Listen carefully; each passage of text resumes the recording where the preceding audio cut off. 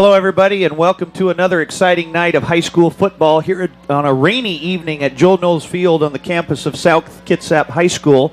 I'm Darren Bowden, and welcome to another great night. And joining me in the booth tonight, filling in for David Rodriguez, is Dustin Booth, former player at South Kitsap High School, also Central Washington University alum, playing football at Central for a few years. Dustin, welcome tonight in tonight's booth. Thank you very much. You bet. And tonight it should be quite a contest as the undefeated and 6th-ranked South Kitsap Wolves at a 4-0 record lead the Narrows League come into tonight's contest against Central Kitsap, who is 2-2 overall in league. But nonetheless, the rivalry between South Kitsap and Central Kitsap has been a very strong one the last few years, as we are now going to throw it down to the field for the playing of the national anthem by the South Kitsap High School Band.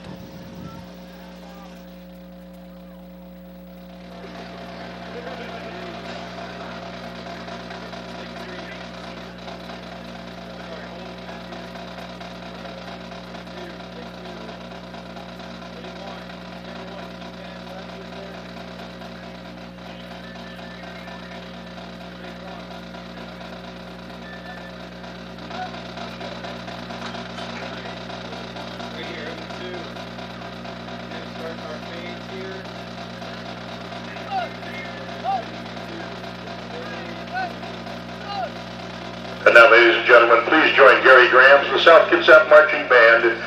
Tonight's national anthem, directed by Senior Drum Major Paulo Santos, Junior Drum Major James Damian, and Senior Field Marshal Simone Schaefer. Ladies and gentlemen, our national anthem.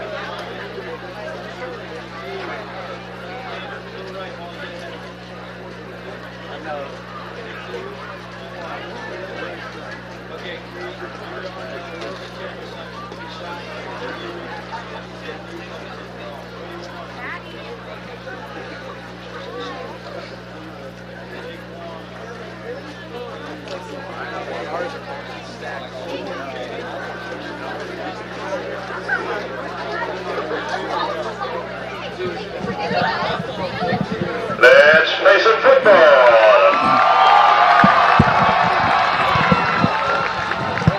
Well, that was the South Kitsap High School Marching Band playing the national anthem. And again, welcome everyone to South Kitsap High School. And this is the second game for the South Kitsap Wolves. The first home game they played against Shelton, and but another big rival game against the Central Kitsap Cougars. We would like to announce that we are happy to be coming to you live this evening on SKTV Wave Digital Cable Channel 205. And also, we are streaming this game live over the internet through the Kitsap Sun website at www.kitsapsun.com. Again, welcoming into the booth tonight, replacing David Rodriguez is my fill-in color man this evening, Mr. Dustin Booth. And Dustin, what kind of a game can we expect here on a now heavily pouring rainy night here at Joe Knowles Field? Yeah, as the rain comes down, pretty steady. I think it's going to be a slow-paced, pound the ball, running inside between the tackles, and I don't see not too many passes going in the air tonight. I would imagine that that both teams are probably going to be looking to run the ball quite a bit more tonight than we have seen. And the last time we saw a rainy evening such as it is right now, it turned out to be a mud bowl where South Kitsap defeated Gig Harbor 3-0, and literally between the 30-yard lines was a complete mud bowl. So hopefully we won't reach that point here tonight, but this is part of what people really like about Knock'em Sock'em football here tonight.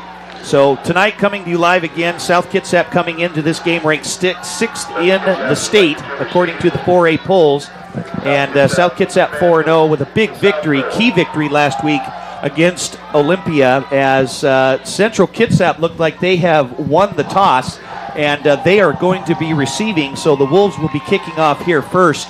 And as we saw last week, Dustin, that one of the keys to tonight's game could easily be turnovers, and we'll have to see how both teams respond to that. Absolutely. Turnovers and defense, and whoever makes the least amount of mistakes on offense, I think is going to come out the winner in this ball game. So it looks like the Wolves are getting ready to kick here. We had quite a few people in the parking lot, and the umbrellas have come out here so far, as we got some diehard fans, diehard students who are looking to cheer on both sides as the Wolves will be kicking the ball off here.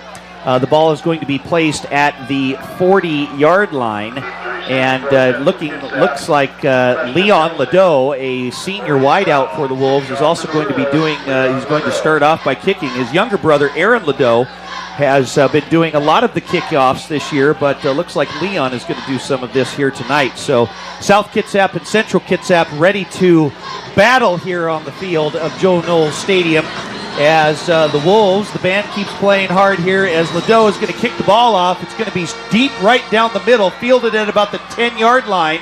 Central Kitsap gets a couple of blockers. He's going to cut up the middle. There goes the receiver. He cuts back and runs into his own man. That was number 23 for Central Kitsap on the reception. That's Maurice Brown, the junior. And Dustin, he had a nice little block on the right side, the near side of the field. He cut back up and had some running room, but he ran into his own man. Yeah, it's unfortunate. He had a lot of field out there to run to and just ran into his own guy.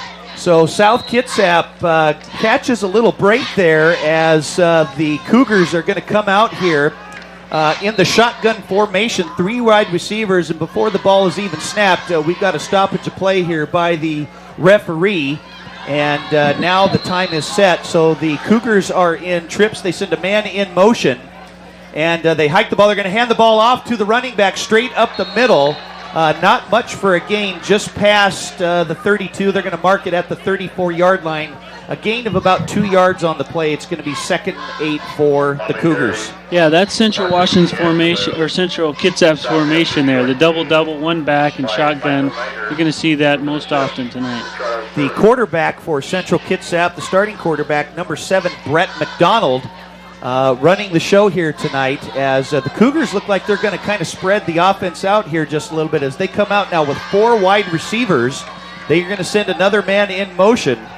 And McDonald, he's going to roll out to his left. He almost slips, and he throws and hits the man out in the flat. It was just batted away.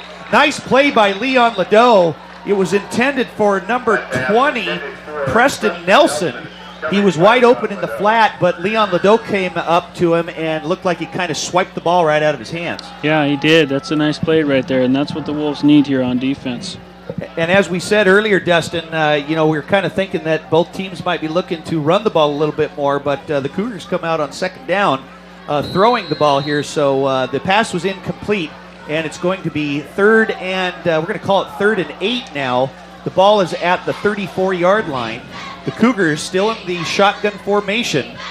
McDonald looking over the defense, a little high snap. He drops straight back. He's got a man out in the flat, and the ball is caught but he is down at near the 40-yard line. He's still going to be short of a first down. Yep, I think we're going to have a penalty there on late hit on Tyler Hunson there on the quarterback. I think you're right. After the pass was thrown, McDonald went down, and that usually indicates that it could be, and it is a roughing the passer call against South Kitsap. So what should be fourth down is now going to turn into a first down for the Cougars, and that is something that the Wolves cannot afford to do, is give the ball away like that. Yeah, we had some unfortunate penalties against Olympia that really hurt them down the stretch, and they were fortunate enough to come out of that ball game the winner.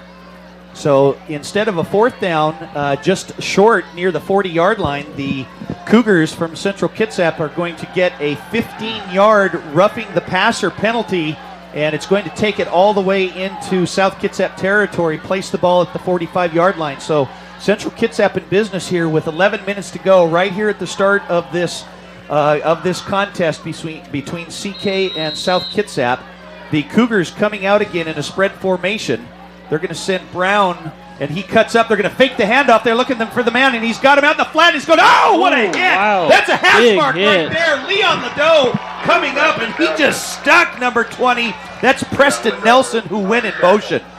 Yeah, that was a big hit right there. Get that defense fired up after that penalty. They just need a big stop right here on second down. South Kitsap with a big stick right there, even though Central Kitsap with the big pickup, it's going to be 2nd and 2, so a gain of 8, and Central Kitsap is on the move here as they have the ball at the South Kitsap market at the 34-yard line with the handoff underneath. He doesn't get much. He might have gotten back to the original line of scrimmage, and that's number 34 for the Cougars. That's Monterell Anderson, the senior running back. He was tripped up, a little slippery down there on the field, and Dustin, I can only imagine that's going to be a little difficult to hang on to the ball with the wet conditions. Absolutely, and the footing on the field is just going to get worse as the rain continues to come down. And on that play, there was about 3 defenders for South Kitsap that were in the backfield. You might think those offensive linemen are having a hard time getting their feet underneath them. So 3rd and short for the Cougars, and it looked like the entire offense was offside for the Cougars. So instead of 3rd and 2, they're going to back them up 3rd and 7 here. Not too good for the Cougars, but they still have a lot of room. Move that ball back to the 42-yard line. So it's going to be 3rd and long. And again, DB, what the thing is in weather conditions like this, turnovers can be costly, and both sides are going to look to cut down on that. Yep, definitely. So the Cougars come out here as the Wolves, a little confusion on defense, trying to get set now. They've got 4 wide receivers in for the Cougars. As the Wolves come up, look like they're going to show blitz, and they are. They're going to put the blitz on, and they got the man wide open, and he makes the reception at the 30-yard line. The pass was caught by number 20. That was Preston Nelson. And a nice read by McDonald right there, and he was able to get the ball to Nelson for the big first down. The Wolves were coming in on the blitz. Yeah, that safety just vacated that middle, and Nelson just curled right underneath there, wide open, nobody around him. The Wolves disguised the blitz there for a little while, and it looked like they were just a little bit slow coming up here, as we're going to have an official's timeout, as we have a CK player. That is Preston Nelson, the 5'9 senior for the Cougars, who was down near the 40-yard line.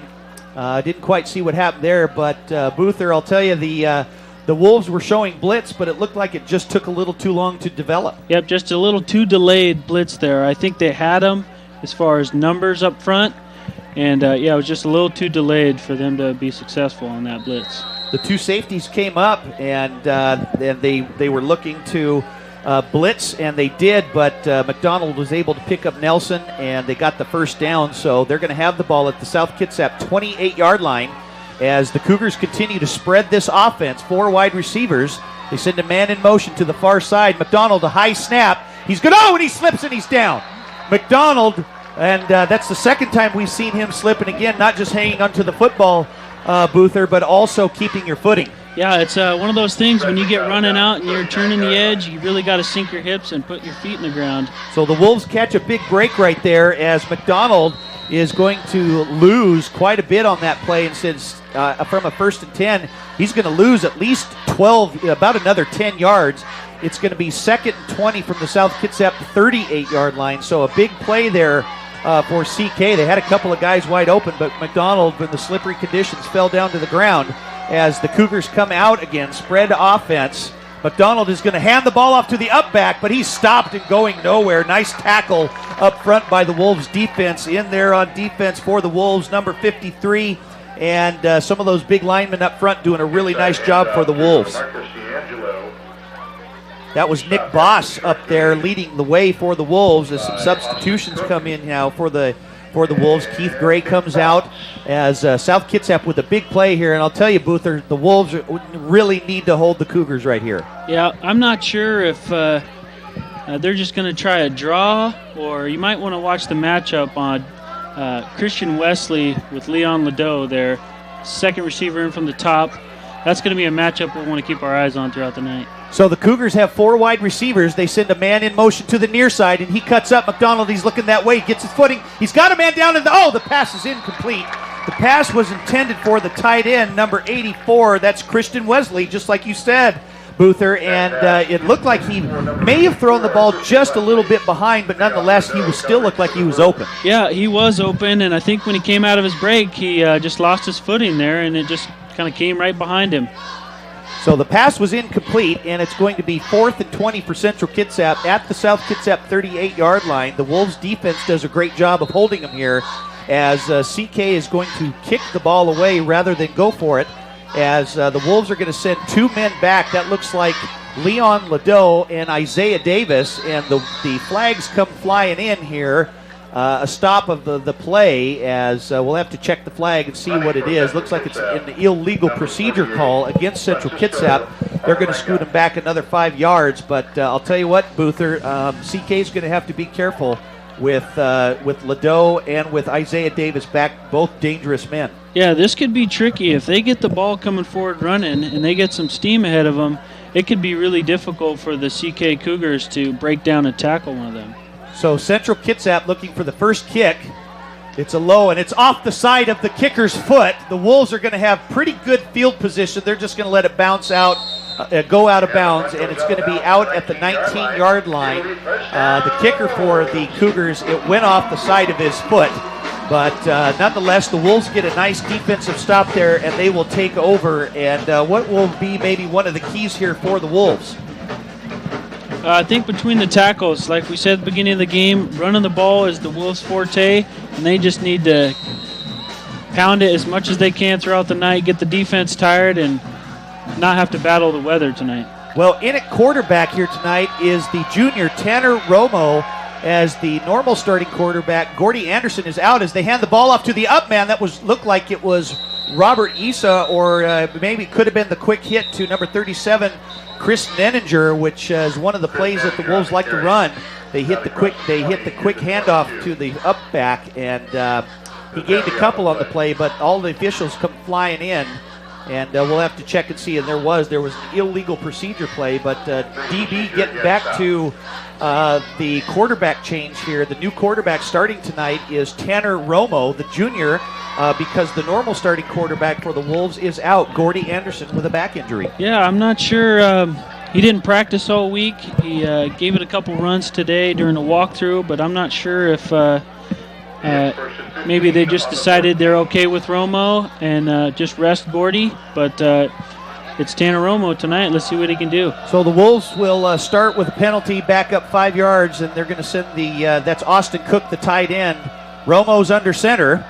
They're going to go in the I formation, hand the ball off to Robert Issa, and he barrels right up the middle, and he gets past the 20, mark it down. They're going to spot it at the 20-yard line, so he gains 6 yards back. It's going to be 2nd and 9, and South Kitsap with that high potent offense, especially with the good offensive line up front, blocking for the way for runners such as Robert Issa and Zach Cruz. Yeah, straightforward. That's just your typical ice right there, just flipping the tight end to the other side and just running right at them.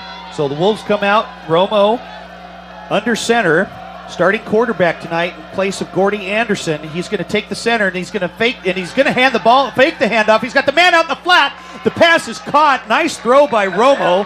The pass is caught by Eric Ellis, the senior for the Wolves, and he gets close to the first down. We'll have to wait and see where they spot it. Might be just a hair short.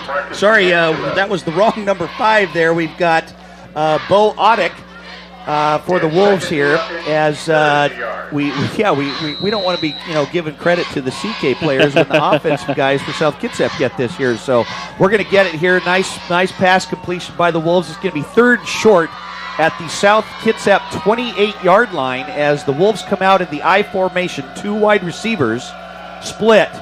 Romo under center. That looks like a blitz. They're going to hand the ball off to Niner. Niner inches his way. Oh, and he does. He makes it forward. He fumbled the ball, but I believe that the Wolves still retain possession. Nice job by South Kitsap there. Niner was able to get all the way. He got to the line of scrimmage, and he looked like he was going to be stopped, but he was able to get out of the grasp. And again, Boother, it looks like it's a little slippery out there and hard to hang on to them when they're tackling. Yeah, it almost looked like when he got close to the first down marker, he stretched the ball out there and looked like it might have got hit out or it slipped out. But, yeah, we got to hang on to that ball in this kind of weather. So South Kitsap with the first down. The ball's at the 31-yard line. Robert Issa is the tailback. They're going to fake the handoff. Nice fake by Romo. He's going to roll out to his left. He's got a man down the flat. Instead, he's going to keep it, and he's just going to put his head down and run straight forward. He's going to get a few on the play. We're going to call it a gain of 5. Nice job by Romo. South Kitsap's got one of those plays. They fake that handoff up the middle, and then the quarterback rolls out, in this case to his left. And Romo didn't have anybody open, and instead of throwing any kind of a bad pass, he tucked it under, and he just ran for 5 yards. Yeah, good decision by Romo there on the bootleg. Nobody open, tight end was covered, and it's really difficult to throw the ball deep when you're running to your offside. Good decision just to tuck and run there. So South Kitsap doing a nice job here at ball control. Looks like a blitz. They're going to hand the ball off to Issa again. He jumps over the tackler, taken down from behind, and a penalty flag comes flying in.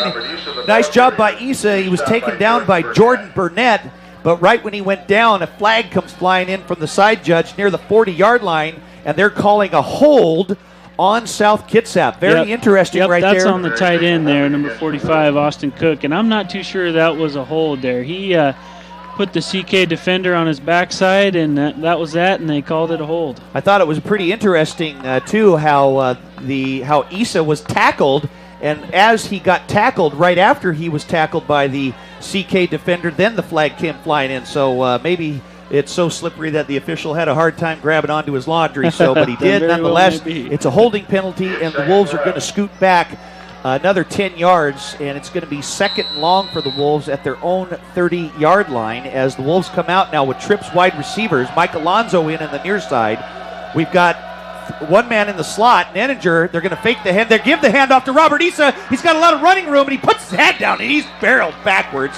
Nice stop there on defense by number 22, Jordan Burnett, and Maurice Brown on defense for the Cougars, but not until Issa gains quite a bit back on the play down to the South Kitsap 37, so they're going to gain about 8 yards, and it's going to be 3rd and short for the Wolves. Yeah, that was a nice spread out the defense, trips right, one out left, and just a nice draw, just kind of throw off the defense a little bit. So the CK could get a huge stop here and get the ball back in decent field position. So CK also looking for a big stop here, showing the blitz as the linebacker comes up. Romo's under center. They're going to hand the ball off to East. Oh, no, and it's Zach Cruz, and he's taken down from behind by number 77. That's Kyle Lanone. And nice job by the defense. He grabbed his jersey from behind. So a big stop there by Central Kitsap, and it's going to be 4th down for South as they are going to kick the ball away for their first time. Yeah, you can be sure CK was aware of what happened last game with the fake punt. Liddeau, you can be pretty sure that they're going to be watching the outsides here. So Leon Liddeau also doing the punting duties. He's standing back at his own 23-yard line. Central Kitsap is sending back a couple of men. One more, that's Burnett, who's all the way back. Liddeau gets a nice end-over-end kick, and he's going to get a nice little bounce. It's going to be taken by Burnett around his 20-yard line, puts his head down. Nice defensive tackle down there. A couple of Wolves on the stop. That looks like number 49, Michael Niner, who was down there to make the play. So a nice kick by Liddeau, and the Cougars are going to take over at their own. We're going to call that the 25-yard line. So Boother, both teams with 3:22 remaining here in the first quarter of play. Neither team in their first possession gets anywhere near the end zone, but kind of maybe figure that the weather's a factor tonight. It could be. Both stalled drives, penalties, kind of killed both teams. It's going to be a game of field position here tonight. So McDonald stays in the shotgun formation. Oh, the ball is snapped over his head.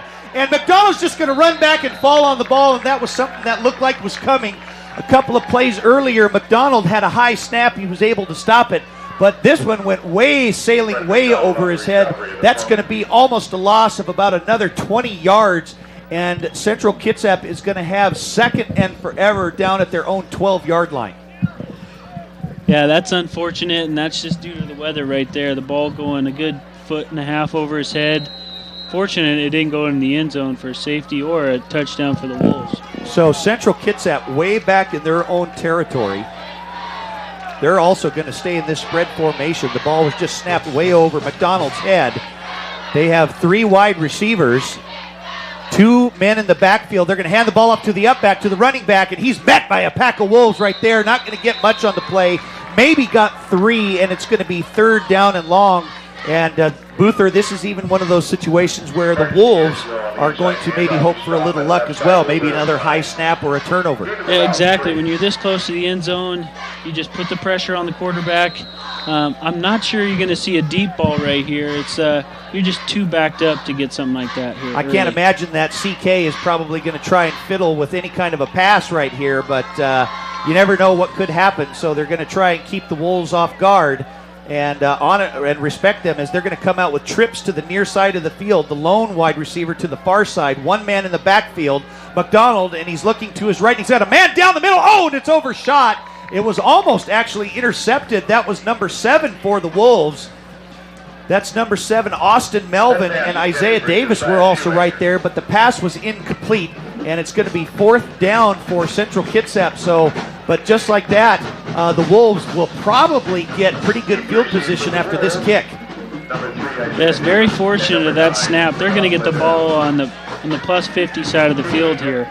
Let's see if CK can get a good kickoff. So Central Kitsap is deep in their own end zone. Their punter, he doesn't have a whole lot of room. He's got to be careful, and there was another high snap. And again, it went a little bit off the side of his foot. They're going to get a bounce, and it's bouncing backwards, now forwards. It's just a little pinball action, but the Wolves are going to have great field position as the ball is going to be down at the Central Kitsap 25-yard line. So with a high snap on one of the earlier plays on their offensive series, the Wolves are going to look to capitalize on such great field position. Yeah, they couldn't ask for anything better right here. You got the ball on the 25-yard line heading in. So South Kitsap with great field position at the CK 25-yard line. 1:36 remaining here in the first quarter of play. Still no score in this big battle between 2 powerhouse rivals, Central Kitsap and South Kitsap, as Tanner Romo is the starting quarterback, and he's going to hand the ball off to Robert Issa. He's got a big hole off left tackle. Nice blocking up front, but quickly the Cougars are right there to shut the door, but not before he gains 6 yards on the play. It's going to be 2nd and 4, and tell you, Boother, that's just kind of the things that the Wolves are going to be looking for, just kind of chipping away here on the run. Yeah, chipping away, 3 yards here, 2 yards there, just getting to where it's 3rd and manageable is where they want to be, and they know they can run in between the tackles and get those yards. And the key is to just hang on to that football, as the Cougars have shown, which is not an easy thing here. We've got a pretty good crowd on both sides of the field here. 2nd and 4 for the Wolves. They're going to hand the ball off to Issa. He sidesteps his way, but he's tripped up from behind. Looked like they maybe tried to run a little counter play there, but not much doing. In fact, Issa is going to lose a couple on the play, and it's going to go back to the 20-yard line. So it's going to be about 3rd and 4 for the Wolves as time is running out here in the first quarter of play. Yep, they're going to have to run one more play here, and then you're going to get a quarters in. But let's see what the Wolves can do here on 3rd and 4. Mike Alonzo in at wide receiver on the near side of the field. Robert Issa still in at tailback. They're going to hand the ball off to Issa. And he's almost taken down from behind. A lot of speed and quickness there. There's a lot of good holes there on that line, but Central Kitsap doing a nice job coming up from behind. And Boother, that's just pure speed. That is. There's a quick hole. It's really fast. The blocking scheme for the Wolves is just quick hit blocks, and the running backs really got to get through there. But CK is doing a nice job of closing that hole fast. So the Wolves get a first down on that play. They get deeper into Cougar territory. They've crossed. They're going to place that at the 15-yard line. So South Kitsap is knocking on the door here. Leon Liddeau split to the far side of the field as the horn blows, and that is going to be the end of the first quarter of play as South Kitsap and Central Kitsap play to a 0-0 score here at the end of the first quarter. But like you said, Boother, one of the keys has been ball possession, and right now the Wolves seem to be leading in that category. Yep, and it's all about field position. I really think that's going to play a key tonight, and turnovers and making the least amount of mistakes is going to be key.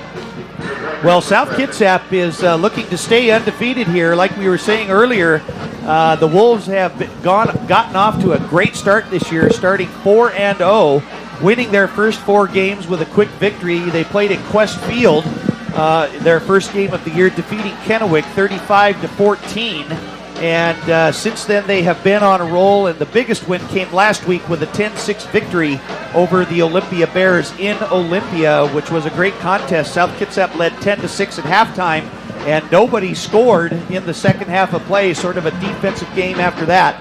But nonetheless, it was an exciting game. The difference in that game was an 88-yard fake punt touchdown run by Leon Liddeau, and I don't know, Boother, if we're going to see any kind of a fake punt tonight, though, with the weather conditions. I think CK is probably ready for that, and it might be a little too wet to try any trickery, but that was a huge win for the Wolves. In the last 2 seasons, they've had some blowout losses against Olympia, and that was a good one for them to get.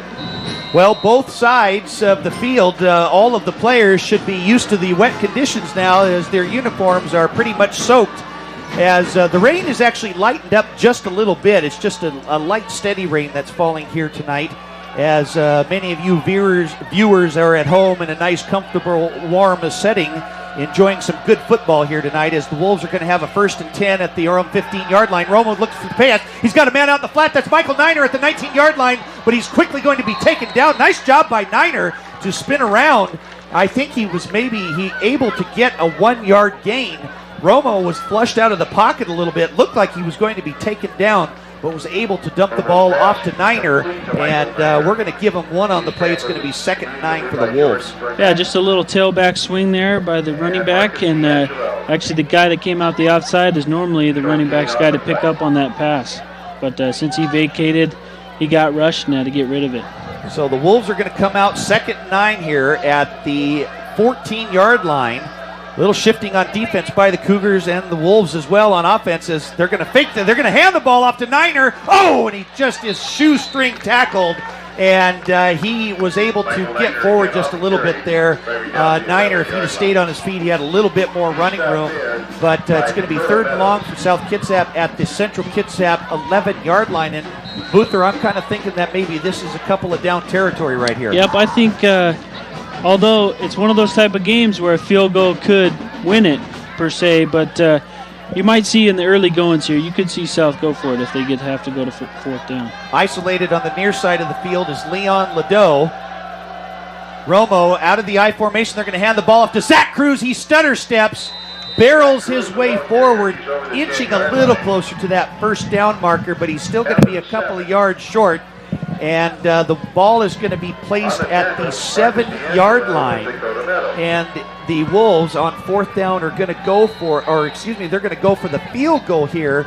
And doing the kicking duties has been Isaiah Davis. And I'll tell you, ID has been doing a great job of kicking all year long, too. Yeah, last week against Olympia, he had, I think it was a 42-yard attempt. Plenty of leg, just a little left, but he's got a lot of leg to go with that. Let's watch the snap here in the hold to see if it's good. Isaiah Davis attempting a 24-yard field goal for the Wolves. These could be the first points. The kick is up, and it is no good. The kick is short, as he didn't quite get enough leg underneath there. Isaiah Davis talking with the holder there for just a minute, maybe trying to get something communicated with him, but again, maybe the weather conditions had another factor in that. Yeah, it very well could have been. I'm not sure. It almost looked like Romo didn't quite get that ball on the tee, so I'm thinking that might have threw off Isaiah's steps just a little bit, and it just came up short. So the kick is short. Watching the news earlier this morning, they were showing a high school game that had the similar situation like that. A team was down, and they went for a field goal, and the ball was actually received short, and the opposing team went running with the ball, and he spiked it, and a member from the other team picked it up and ran it in because it was a live ball. As the Cougars go for the pass out in the flat, the pass is complete, and it's going to be down at the 25-yard line, but a penalty flag comes flying in. The pass from McDonald was to Preston Nelson, getting a lot of running and receiving here tonight, but I can only imagine that it's going to be, and it's an illegal formation, illegal motion against the Cougars, and a nice little gain there is going to be negated. Yep, I think that was on Nelson. Coming in motion, he just started towards the line of scrimmage too early there. So Central Kitsap with a golden opportunity to chip away here, and there's 9:41 remaining here in the first half of play.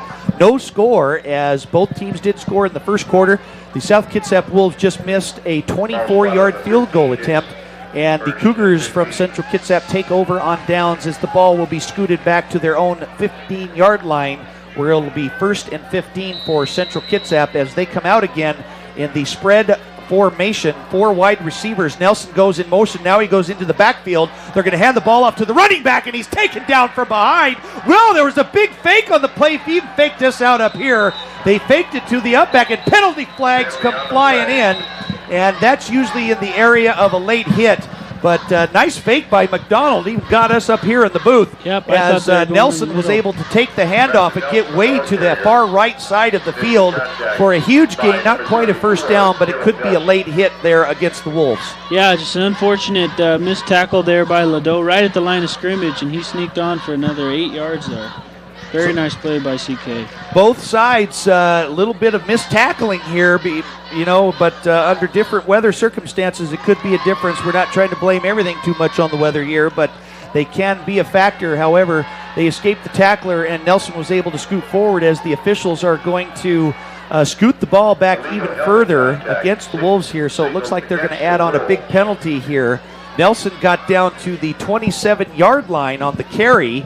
After 1st and 15, got 12 of the yards back, but we're going to wait for the call here as the official is going to call it. It's going to be, I'm not sure what he signaled there. We couldn't exactly see it from up front, but up top here. But nonetheless, it's they're going to add some yardage to this one, and they're going to place the ball at the Central Kitsap, call it the 42-yard line. So CK gets a big play right there, where they're going to have trips wide receivers to the far side. McDonald takes the snap. He's going to hand the ball off to the running back straight up the middle. He sidesteps, get to the outside, and he could be gone. He's got a couple of men to take him down. That was number 34, Devin Lewis, who was the ball carrier, taken down there by the Wolves. Number 7, that's Austin Melvin. A little misdirection play there, and another huge gain of just over 30 yards. And Central Kitsap with the big play, now getting down into South Kitsap territory. Yeah, had the defense flowing to their right, and he just made a nice cut back to the left side of the defense and got a nice gain there for CK. Let's see what they can do with it here. So South Kitsap on the defensive side here needs to do something to stop this offense. This is the kind of momentum that CK is looking for as the Cougars continue with the spread offense. McDonald with another high snap. They're going to hand the ball off to the running back, but not going anywhere. Nice tackle on defense there by the Wolves up front. We couldn't quite see the number from up here, but well done by the South Kitsap defense as there's going to be a loss on the play of about 3 yards. It'll be 2nd and 13 for the Cougars at the South Kitsap 30-yard line. Yeah, I think that was the Wolves, number 55, Keith Gray, coming from the inside, just got right through the A-gap and tackled him in the backfield. Doing a great job of staying home and not biting for any fakes or anything like that, but this is where the Cougars can be very dangerous as they come out. McDonald stays in that shotgun formation. Had a high snap go over his head earlier, gave him field position problems. Another little high snap, but he does a good job. Fakes the handoff. Oh, and he's got a man out in the flat. and the pass was intended for Wesley, but he just overthrew his intended receiver. He was open in the flat, but just kind of maybe looked like it slipped out of his hands when he threw the ball. Yeah, just a little high, a little out of his reach, and I think Wesley is 6'4", so that ball got away from the QB there, McDonald. That's right. So the Wolves here need a big stop. They're really looking to stop the Cougars from moving here on offense. The ball still placed at the 30-yard line. And you're right, like we were saying, Christian Wesley, the big 6'4" receiver for the Cougars, a primary target for McDonald. McDonald under center. He's going to send a man in motion. That's Wesley going to the near side of the field, and they're going to fake they do hand the ball off. That was number 34. Number 34 for we're going to get a number here. That's, again, that is, we're looking here on our little stat sheet here. That's Anderson for the Cougars, but a penalty flag comes flying in once again, and that's usually in the indication that it's either an illegal formation or an illegal procedure call. Yeah, I'm not sure. They're talking to the defense here. I don't know if that was before the snap, so they're probably gonna lose 5 yards here. Yep, it's it. And it's an illegal procedure call against the Central Kitsap Cougars, so the play really is all for naught, as it's going to be 4th and long here for the Cougars. And it looks like the Cougars are just going to go for it here on 4th down. They got nothing to lose. No point trying to kick the ball, see if they can get a little bit of the yardage, and even if they don't make it, the Wolves will be pinned back in their own territory here. So with 8 minutes to go left in the first half, still tied at 0, but the Cougars trying to get something done here on offense. That spread formation, 4 wide receivers. McDonald, he drops straight back, and he's got a man out in the flat, and the ball is caught. Nice hit on defense by the Wolves. Great defensive stop. Robert Issa right there at the 23-yard line, but he does not get the first down. And the Wolves are going to take over on downs, and a great defensive stop there by South Kitsap. Great defensive stop, and again, for both teams, the penalties right now is just killing both of them. They get a drive going and then just stall out with penalties. Great job by the South Kitsap defense here, as the Wolves are going to take over on offense. Tanner Romo comes still at the starting quarterback, like we explained at the beginning of the game, in for the injured Gordy Anderson, who is the normal starting quarterback, but there is a stoppage of play as there is an injured Central Kitsap Cougar down on the field near the 30-yard line, as the athletic medicine team for CK comes out to tend to this young man. But Boother, like we were saying earlier, a pretty steady game here as the rain now has picked up once again. And not trying to put too much responsibility on these playing conditions because both sides have to play in it.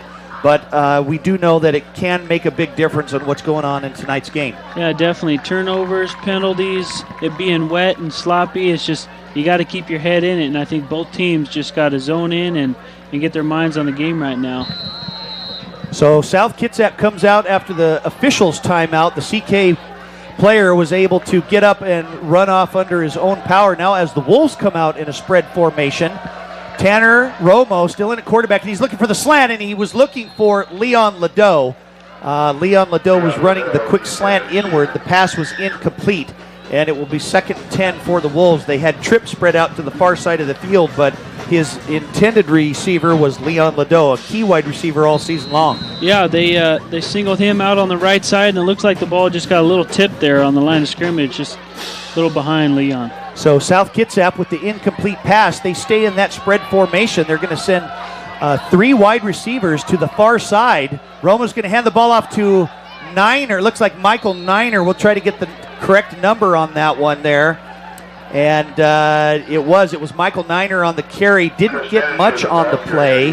And it's going to be just past the original line of scrimmage, and it's going to be 3rd and long for South Kitsap. And right now, South Kitsap doesn't want to get too cute here deep in their own territory. No, I think you're going to see a safe, maybe a pitch around the edge or an inside counter or another draw. But, again, it's hard to say with you throwing the ball deep in your own zone here. So South Kitsap coming out here trying to keep the clock moving or make something happen. CK would love to get the ball back here plenty of time before halftime, as Roma's going to fake the pass, and they hand the ball off to Issa, and he scoots forward, but the Cougars are quickly there to stop him almost reaching the 30-yard line, just stopping short at the 29. Pretty big gain on the play, gain of about 6 yards. It's going to be 4th and 4, but South Kitsap will take no chances. They're going to have to kick the ball away here. Yeah, good stop by CK. They're going to get the ball in decent field position here, but you saw that draw. Successful, about 6 yards. You'd like to see them do that on an earlier down. So South Kitsap stopped on their possession, and they're going to send that ball back CK's way. Back to receive is the big tight end, Christian Wesley, number 84, standing right now at his own 35-yard line, and Liddeau is going to kick away from him. It's an end-over-end kick. Wesley's not even going to fool with it. He's going to let it bounce. And it bounces forward, then a little sideways. And South Kitsap is going to down the ball at the CK 34-yard line. So a nice kick by Leon Liddeau, and Central Kitsap is going to take over on. They're going to take over 1st and 10 at their own 34 with 5:59 remaining here, and CK is most likely going to try and get something going here so they can put some points on the board before half. Yeah, they moved the ball nice on that last drive. Just had some unfortunate penalties, but let's see what the Wolves can do here on defense and see if the CK Cougars can march the ball like they did last drive. Well, the Cougars have stayed in that shotgun spread formation, and all night long McDonald has had not too much trouble, but he keeps getting high snaps from the center, and that's another thing that they can't afford to have here, as they don't want to turn the ball over. So McDonald under center, and he's going to take it, roll out to his right, chased from behind by Austin Cook. He's got a man out in the flat, and the pass was incomplete. He had a man wide open. Number 82, that's Josiah Shoemaker, the senior tight end, and he was open in the flat, but McDonald overthrew him. The pass was incomplete, and it'll be 2nd and 10 for the Cougars. Central Kitsap here with the incomplete pass, and I'll tell you, Boother, another thing too, these incomplete passes stop the clock. Yeah, that's why I think you're seeing the first half drag on here a little bit with a lot of attempts from McDonald here, not a lot of completions here to start the game. McDonald in the shotgun. He drops back, looks to his left. He's got a man out in the flat, and he's taken down by number 39 for the Wolves. Nice defensive play there. That is DeAndre Van Slyke, who was out there making the nice stop. And CK is going to have about 3rd and 5 yards to go. Looked like the pass was completed to Preston Nelson, who's been a primary receiver for McDonald. And I'll tell you, Boother, the Cougs are going to want to get something done here. Yep, they definitely need a first down here. You don't want to give the ball back with about 4.5 minutes left if the Wolves do make a stop here. McDonald sends Wesley in motion to the far side. It looked like he turned upfield, but I don't see a flag. He's got a man out in the flat. The pass is complete. He's going to be short. Oh, and he's tackled forward, but a penalty flag comes flying in from the back judge. We'll have to check the penalty here. I'm wondering if that was maybe an illegal screen or a little bit of holding on the offense.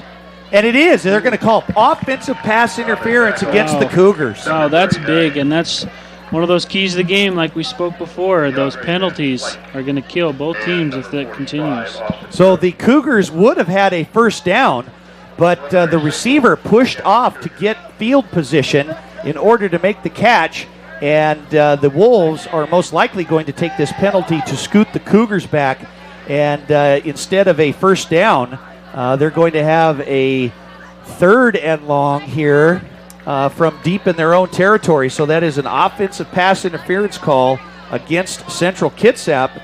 And the ball was placed at about the 37-yard line, but scoot that back 15 yards. They're going to have the ball at their own 24-yard line. So Central Kitsap with a golden opportunity to get something going here. 5:06 remaining in the first half of play, and instead of taking any chances, CK is going to come out and they are going to kick the ball away. So instead of a first down, they're going to have to send the ball back to the Wolves as they send Leon Liddeau and Isaiah Davis back to receive the kick. Yeah, big penalty there by the Cougars. Offensive pass interference, you lose it down, and now you got to kick it away. And they kick it over to Isaiah Davis, and he's just going to let the ball go sailing out of bounds. It's going to be placed just past midfield. We'll have to wait and see where the officials spot it. and the ball goes out of bounds at about the 42-yard line. So with 4:43 remaining here in the first half of play, still no score. Both sides not getting a whole lot going on offense, but the Wolves did miss a 24-yard field goal earlier on. But Boother, now the Wolves have a chance here to try and get some points on the board before half. You know, you might see a deep pass right here just to start this drive to see if they can get this offense fired up. So the Wolves come out here. Romo still under center. They're keeping it pretty tight there on the line, and they're going to pitch the ball to Robert Issa, trying to get a couple of blocks, side steps, stutter steps, but he is swarmed quickly by a horde of Cougars who come flying across there, stopping him just past the original line of scrimmage. We're going to give him a gain of about 1 yard, and it'll be 2nd and 9. And I'll tell you, Central Kitsap has been doing an excellent job of pursuing the ball on defense. They do. They flow to the ball nice. A lot of guys around the ball carrier, and they're making it difficult for the Wolves to move the ball here. So South Kitsap wanting to get something going here on offense. They're going to spread it out just a little bit. 2 wide receivers. Neninger in at fullback. They're going to hand the ball off to Neninger. He stays on his feet, pumps those knees forward as a helmet comes flying off a CK lineman. And Chris Neninger with a nice run, kept his head down, held onto that ball, barreled his way forward, and it's going to be 3rd and short for the Wolves, and a key play right here as the Wolves are nearing midfield. Yeah, another key 3rd down, and it seems like every drive we keep saying that, the 3rd and manageable, and it looks like neither team has been able to convert on 3rd down. So South Kitsap with a 3rd and short here, needing to get to the 47-yard line for the 1st down. Austin Cook in motion, gets set at the tight end. They're going to fake the handoff. Nice fake by Romo, flushed out of the pocket. He's got a man, and there is, the pass was incomplete. His intended receiver was Austin Cook, near the 42, and boy, I'll sure tell you, it sure looked like pass interference there. Yeah, that looks like they were both pushing off a little bit, but you know, what can you say? The guys in the black and white stripes make the calls. That's right, and you were correct that they were both kind of pushing and shoving a little bit, but the defense can't have their hands on them like that, but nonetheless, the pass was incomplete, and it's going to be a 4th and short here, 4th and 4 for the Wolves. The ball still placed at the 48-yard line. They need to get to the other 48-yard line on the other side of midfield, as they might look to go with a quick kick here. Liddeau not very far back. He's not very far back, and they're going to fake it up front, and I don't know if they're going to get it, and they're not. No, they're stopped short. Wow. You know, you could think that CK knew that was coming, and they sure were ready for it, and I don't even know that he got a yard gain on that pump fake there. I think he got 2 yards on the play, but he only got to midfield, and with 3:12 remaining here in the first half of play, the Wolves go for, I guess, a fake punt, but like you said, it really kind of looked like you knew what was going to happen there, as Liddeau did not go back as far for his regular punting duties, as the Cougars take over right at midfield. They come out with that spread offense. They're going to send Nelson in motion. McDonald rolls to his right, looks for a man out in the flat, and he's got Nelson. Stays on his feet, keeps his head down, and he's going to be dropped. It looked like he got hit pretty hard directly on, but Nelson's going to get back up, and he's a little dizzy right now. Yeah, he took a good shot there, helmet to helmet, it looked like, and he's come out of the game twice earlier, so I'm not sure he's feeling too well about right now. Nelson made a nice catch. The ball was actually thrown at his feet. Made a great grab considering the wet conditions out here, and he got hit, staggered forward, got near the 1st down marker, but I think he got his bell rung a little bit there on that hit. Yeah, he did. He's been open in the flat there, coming in motion, and then just on a little quick out, and there's really no SK defender there to take him on. That was one of the things that we saw last week against Olympia, where Olympia was on the throwing attack, and one of the plays that they had is throwing for the tight end or the slot man rolling out in the flat, but the Wolves were able to make a few adjustments as Nelson's able to come off under his own power. But the Wolves are going to have to find an answer for that pass in the flat here, as Central Kitsap, all they need is about a yard for the 1st down. It's just on this side of the 40-yard line. They need to get to the 40-yard line for the 1st down. They're going to send a man in motion McDonald is going to hand the ball off to the up back. He does not get forward. He is not going to get the first down. But on the far side of the field, over by the Central Kitsap sideline, a penalty flag comes flying in. And again, Boother, more penalty flags. Yeah, it's raining yellow flags here tonight. It's unfortunate to see these two good teams with so many penalties, but that's the ball game. You know, you gotta limit the number of penalties to win games. And I think that too, under these conditions, you know, the players are trying to get their footing underneath them, and sometimes it's hard to go in motion and make your regular cuts. So it's understandable that some illegal procedure penalties could be called here, because all players trying to get some footing underneath them so they don't slip and fall. And so the Cougars are going to be short. Instead of 3rd and inches, it's going to be 3rd and 3 yards to go here. They need to get to the 40-yard line for a first down. Trips wide receivers to the far side. McDonald's looks to his left. He's got a man in the middle. Oh, and it's intercepted. Intercepted by Isaiah Davis. He's got some running room. Oh, and he's taken down from behind. Nice tackle by number 59. That's Nathan Ramirez, who was able to come up, but the ball was intercepted, and that's the kind of break that the Wolves are looking for. Yeah, it's still a little bit slippery out there. The ball just went right through his hands, and Davis was there to make the interception. Nice defensive stop there, and an unfortunate throw. It was actually not too bad of a throw, maybe a little bit high, but once again, the slippery conditions not ideal for catching the ball, but nonetheless, both players from each side need to make that catch. And with 2:31 remaining here in the first half, the Wolves catch a break with the turnover. They take over after the interception at their own 46-yard line. They're going to hand the ball off to Robert Issei. Bounces out to the outside. Nice tackle. Nice tackle on defense there by the Cougars up front. And again, that was by number 36 on the stop there, Dakota Meadows, the junior for the Cougars. And again, the Cougars are just doing a great job of getting to the ball. Yeah, that hole opens up quick, but it closes quick too, and CK's doing a nice job of filling them. So South Kitsap, with a gain of 1 on the play, they'll have a first down at their, we're going to call it the 30 or the 47-yard line. The Cougars show a blitz. They're going to fake the handoff. Romo rolls to his right. He's got a man out in the flat. Oh, the ball is just dropped. It looked like it was maybe just a hair bit thrown behind Neninger, but he still had the chance to make the play. The pass was incomplete, and the Wolves are going to have a 3rd and long here. It sure looked like it was close to being caught. I thought he had that there, but when he turned around to turn upfield, I think he just thought about running too quick and didn't hang on to the ball. So a nice throw by Romer, just kind of on the outskirts of Neninger, and he's really upset with himself for not making that play. But Neninger's a tough kid. He's a great kid, and he's a key to the success for the Wolves here as they come out with split wide receivers. Isaiah Davis, Leon Liddeau are the wide receiver split. They're going to fake the handoff. Romo, nice fake, and he's got the man out the flat. Austin Cook, nice catch, and it's going to be a first down. But that was set up beautifully by Tanner Romo with the beautiful fake. Central Kitsap biting on the run and making the nice pass play. Yeah, nice. The Wolves have been pounding the ball inside. He goes with the play action. Tight end goes out in the flat, and he was wide open.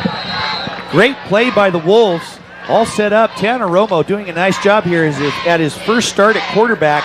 And the Wolves pick up the first down in Cougar territory, place the ball at the Cougar 38-yard line.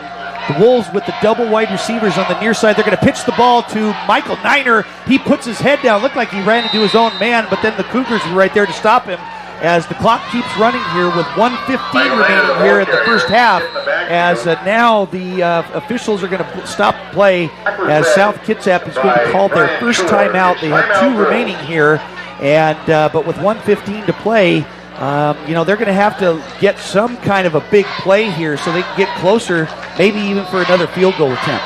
Yeah, those short passes are giving Romo some confidence, and you might see the playbook open up here for the Wolves and take the shot downfield. So with the timeout here, South Kitsap got a little break as McDonald had a man wide open on their last offensive series right down the middle. Throw just a hair bit too high, went off the hands of the receiver and right into the hands of Isaiah Davis, playing at safety for the Wolves, and he was able to get some decent field position. And the Wolves with just a big play right there, a nice big pass play. Tanner Romo hitting Austin Cook, the tight end. getting down to the Central Kitsap 38-yard line. So with 1:15 remaining here in the half, the Wolves are looking to get something on the board. The Wolves are usually pretty good in this kind of situation. They're doing a nice job with ball control, but so are the Cougars. And I'll tell you, Boother, the Cougars have responded well on defense tonight. They have. They came to play, and I think they've watched a lot of film on South over the years, and this year they know they're going to try to pound the ball, and they're stacking on the inside side. So a big play here for the Wolves. It's going to be 2nd and 11. Romo, he's looking for a man. He's got him out in the flat. Oh, and the pass was almost incomplete. Nice defensive stop there. That was Kristen Wesley. They had a man out in the flat. They were looking for Isaiah Davis at about 5'11", and big 6'4" Kristen Wesley comes flying in, knocking the ball down, but I think that if he had actually reached up and caught it and intercepted it, he had nobody stopping him. No, there was a wide open field there. He would have walked in for 6 points. So Central Kitsap with a big play, and the clock stops with 1:10 remaining.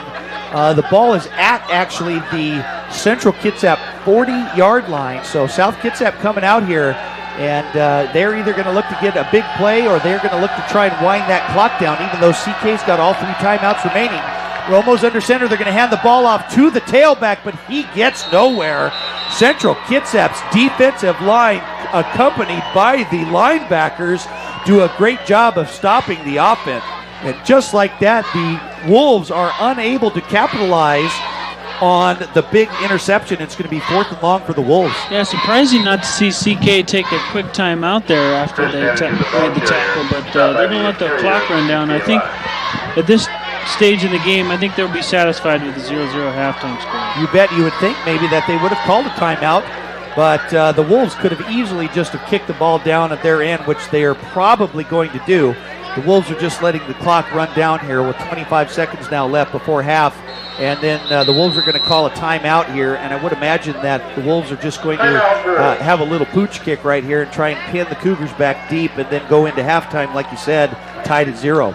Yep, I'm not sure. They're going to kick the ball to CK, and I don't even know if CK will run a play. They might just take a knee and head in and regroup and come back out and see what they can do in the second half. So with 4th and 11, the ball still placed at, actually they got maybe an extra yard, put it at the Central Kitsap 39-yard line. 23 seconds remaining here in the first half of play. Still a 0-0 score as the number 6 rated South Kitsap Wolves hosting the Central Kitsap Cougars here. And again, as we had said, we're coming to you live on Wave Digital Cable Channel 205, and also the game is being streamlined live over the internet through the Kitsap Sun website, www.kitsapsun.com. So the Wolves come out after the timeout. That was their second. They still have 1 timeout remaining.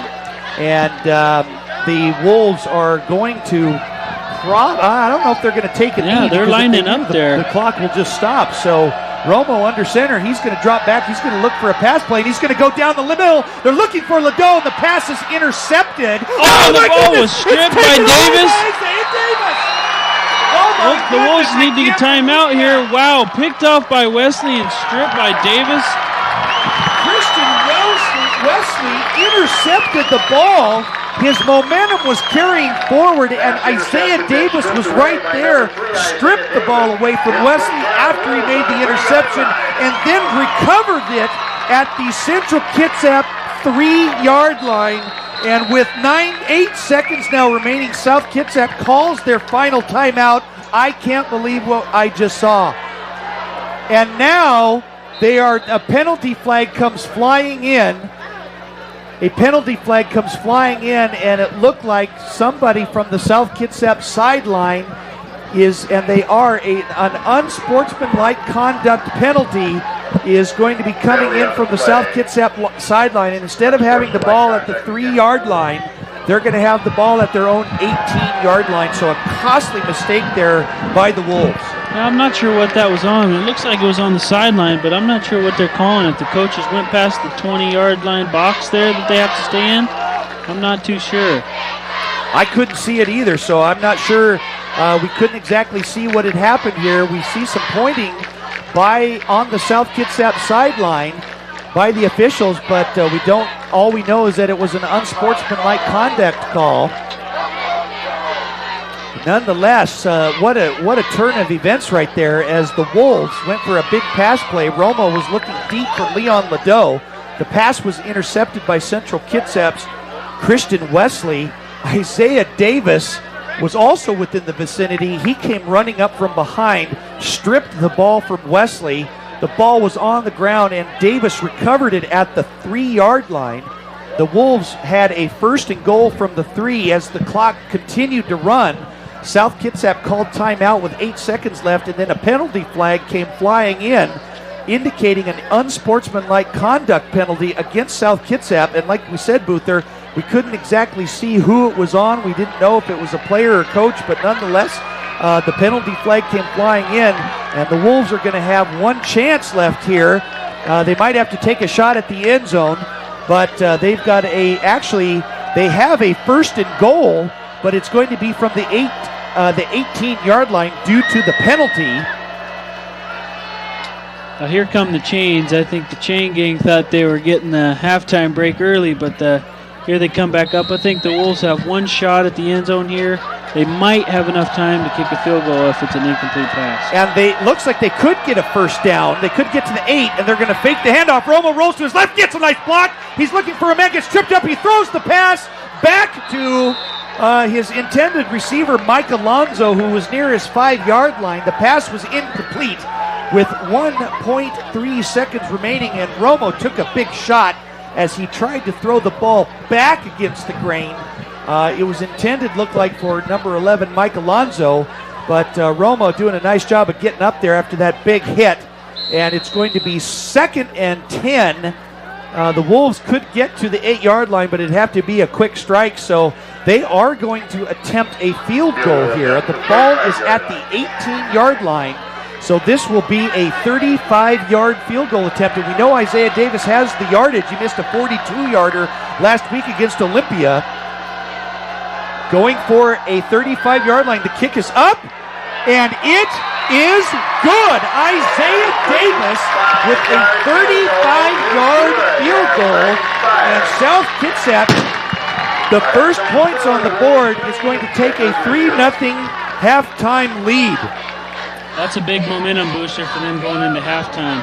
So the big rivalry game here between South Kitsap and Central Kitsap is quite a battle here today on wet playing conditions. South Kitsap leads CK 3-0.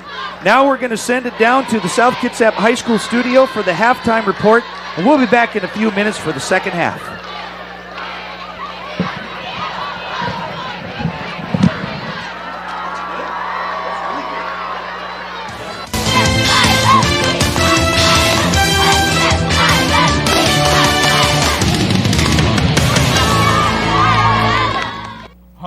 Welcome to halftime here at South Kitsap High School. This is a special live broadcast on SKTV. And also, for the first time ever, we are streaming live over the internet thanks to the Kitsap Sun.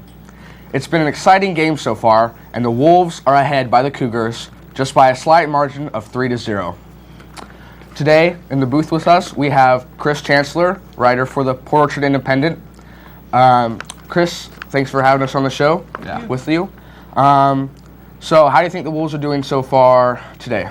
Obviously, I think it's been a difficult first half. You're going in without your starting quarterback, veteran Gordy Anderson, out with an injury. So anytime you break in a new quarterback, there's going to be challenges adjusting the offense. But the field goal at the end of the half there, obviously very significant. A real nice kick by Isaiah Davis. All right, so certainly a tough half for all. Definitely. It's a really tough game. It's close. It's rainy. Who knows what's going to happen? And that's kind of it right there. In a sense, it reminds me of that game against Gig Harbor they had 2 years ago where I believe it's Stephen Tucker broke the one run 7-0. So just getting into 3 points there in this kind of weather is hugely significant. And it certainly takes you back to last week's game against Olympia, 10-6, a low-scoring game. Certainly every point's going to count here for the Wolves tonight. It's very close. What are some key points you can look for in the second half that we can look forward to? I think, it's going to probably come down to game breakers here. What can Leon Liddeau produce? What can Isaiah Davis produce? And in defense again, it was the defense all last week against Olympia, play after play, time after time, that it kept it at that 10-6 margin. All right, thank you, Chris. And now we want to introduce you to South Kitsap's newest assistant coach. Earlier today, I had a chance to sit down and talk with Mr. Derrick Sparks. I'm Robert Meyer, here with Coach Derrick Sparks. How you doing, Robert? Talked to him about this year and his new coaching gig. So, how's it feel to be here at SK? Feels good. Great atmosphere, good kids. All right, well, you're a new coach here at SK. A lot of people may not know you, so why don't you tell the folks at home a little bit about yourself and your background. As far as my accolades in sports, I was a sophomore player of the year in California. Was a 10th grader. Was LA Times running back of the year a couple years. Best in the West, and chose to go to Washington State University. It's where I signed my letter of intent. And of course went there and had a great experience as a Cougar, playing there for 4 years, and played in a couple bowl games under Mike Price, and played with Drew Bledsoe and a little bit with Ryan Leaf. He was a little bit younger than I, but had a great experience as a Cougar. So you had a great collegiate career. What happened after that? In 1998, I had an opportunity to go into the NFL as a free agent, and I did that with the San Francisco 49ers. Had a good rapport with Steve Mariucci, whom was the head coach, and Steve had actually been the head coach at Cal for several years, so he knew me as a player. He knew some of the adversities that I'd been through as far as injuries and those kind of things, and so I did that for 3 years, and then injuries. I had a surgery on my right knee to repair my PCL, and I think I came to a fork in the road where I had to make a decision on, did I still want to chase the dream and continue to work out and get myself back 100%, and then go and try out for the team again and go through that whole regimen. And I've always said that in college that I would prepare myself to do something else. And I think with my college degree, I was anxious to get going on some other things that I wanted to do.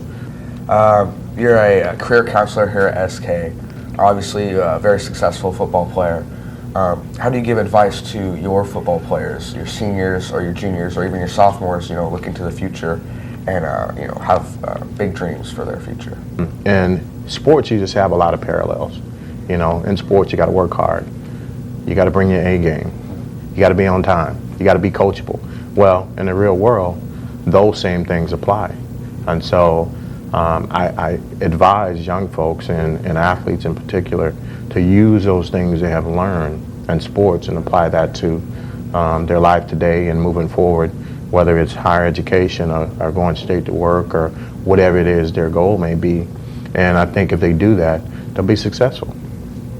All right. Well, I want to thank Mr. Sparks for coming out with us today here on SKTV for the halftime show. Thank you. Thank you. Good luck on tonight's game. And let's throw it back to the studio. I'm Robert Meyer here with... Before Mr. Sparks came to South, he was working at Olympic College in their tech prep program. He's a great guy, and we're certainly lucky to have him. And speaking of coaches and practice, I had a chance to take a camera to practice the other night. And we thought you might be interested in getting an inside look at some of the sights and sounds of a typical SK practice.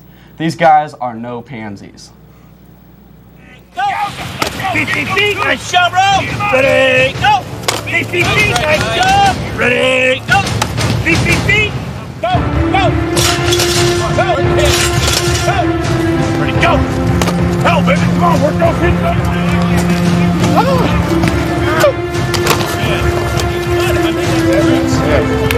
Cook. No. Severns. Howell. Go South!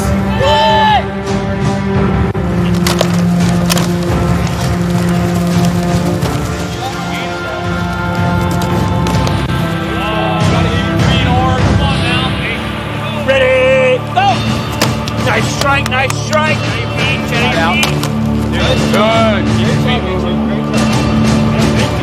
Go! Right feet, hips outside. There you go, Limbo. Get around here. Hey, we're switching.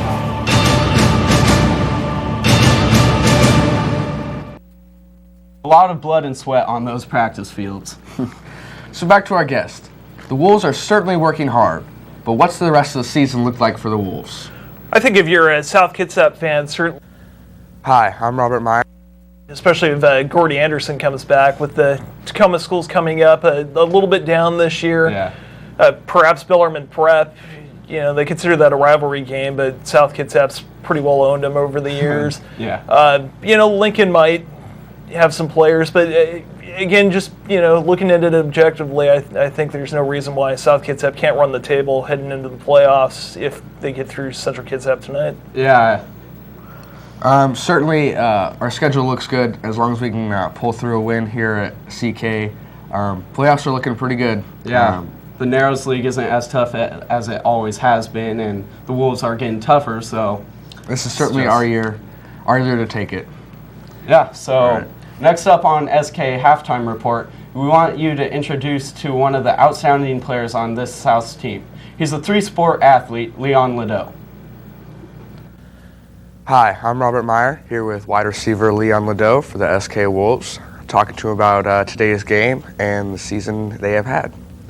How's it going, Leon? Good, nice to be here. All right, so let's go to the Olympia game last week. You're down 6-0, a fake punt. So take us through all the things that happened in that play. Well, Coach Fairweather just started off. We were just going to do a normal punt. We were going to send it out there, just try and pin him deep. And he just gave me a direction to kick it. And then right before I kicked it, I had a little glance up. And I saw that our two guys on the end were doing a great job just holding their guys' containment. And so there's just wide open field. And so I was like, let's just try and make a play. And so I kind of hesitated, and then I just took off running for my life. And then halfway through, Robert Issa noticed that I pulled it down and ran. He put a great block on, and I was able to make a cut. And everyone just did a great job on the play, and we were able to score a touchdown. All right, so you beat Olympia. They're ranked as a 4A team. How does that feel to be 4-0 and to be in really good position? It's nice to be 4-0, and it's even nicer that we've played really tough competition as a team. Everyone's done a great job stepping up, and other teams are complimenting us on the way we play physically. Everyone's doing a great job, so we know that we're 4-0, and we've played tough teams that are going to have chances to make runs in the state tournament as well. All right, so you're talking about playing tough teams, and playing tough games. How does it make it even harder that you facing injuries? How does your team pull together to pull out these wins? We have a very good group of kids and great group of leadership all around the field. Every position has leaders, seniors, juniors, even sophomores lead the other sophomores. And so pulling together, we're very confident that we have people who can step up and fill in roles where they need. And so injuries, yeah, you don't want them to happen. You don't want people to be sick, but we have confidence that we have the players that are paying attention, working hard in practice, and that they can just immediately step up and we won't skip a beat or miss a step. All right, well, you've obviously practiced a lot and prepared for this season. What did you do this summer? Tell the viewers about your summer and how that was. The summer was a long summer, especially the month of July. I went to about 4 or 5 football camps, a couple with quarterback Gordy Anderson, running back Robert Issa. Then I went to basketball camp with the basketball team, went to track camp down in Oregon. I really got to branch out and do all my sports this summer, get some exposure, get out there, learn a lot of new things, and not only take a physical beating of being tired, but also become a lot mentally tougher, knowing that I can deal with situations that I'm tired now, but I've been worse off before, and the competition, the fact that it's probably my best sport, that helps too. All right, well, your opponent today is CK. In the past, you haven't done too well against them, some tough losses. How do you look to turn it around? You're 4-0, so you're looking better to get a win this time? Mm-hmm. We're very confident that we can beat this team, even with the loss of some key players that we're going to have. And, we had 2 tough losses the last 2 years to them. We've played them close both times.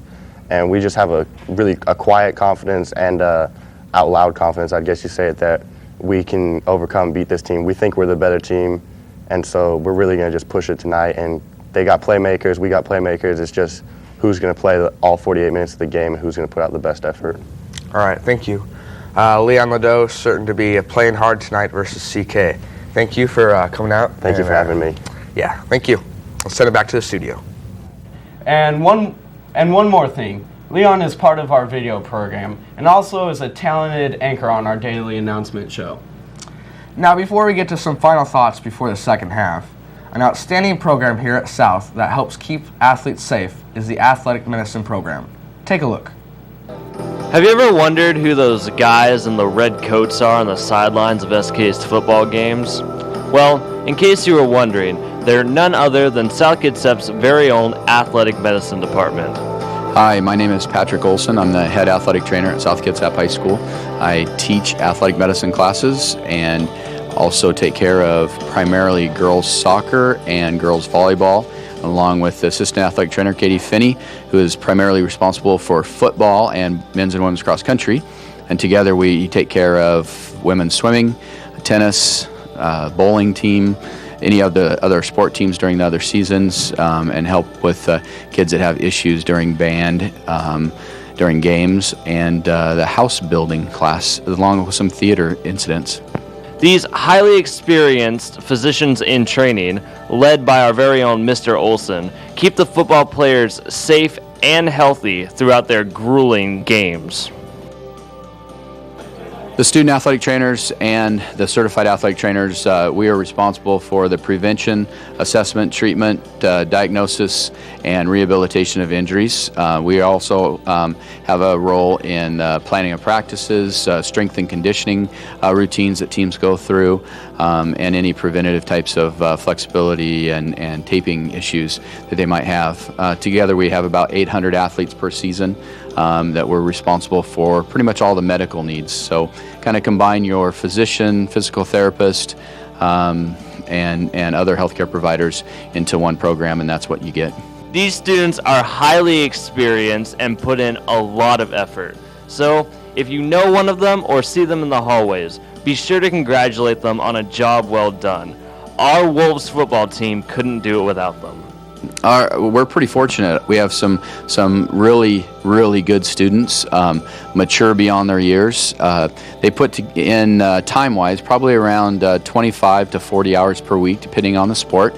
They're at every practice as well as every home and away game. They do a great job, and I'm very proud of them. They work hard and do everything that's asked of them, and that's all you can ask of students. By the way, athletic medicine is part of the career and technical education program here at South Kitsap School District. So Chris, with Tanner Romo in for Gordy Anderson, he hasn't been living up quite to the expectations, and Robert Issa has been having to run the ball quite a bit. How do you think he's going to handle this? I'm Robert Meyer, here with Coach Derrick against Kennewick. Problem here is Central Kitsap kind of knows what's coming with a first-time starting quarterback, so it'll be difficult for him. Yeah, definitely. So with a struggling passing game and a dominant running game, what can we look forward to this second half? Well, if you're a South Kitsap fan, Chris Nenninger is a guy who seems like every game he's made a key play. I think he's kind of an X factor here. Isaiah Davis as well, just one of your playmakers out there.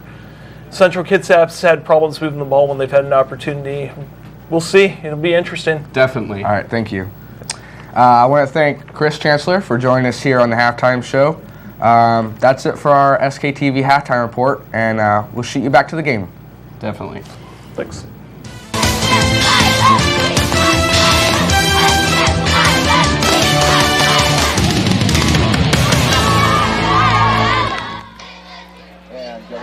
Welcome back, everyone. We're just about ready for the second half of play. I'm Darren Bowden, and with me in the booth again tonight is Dustin Booth, filling in for David Rodriguez as our color man.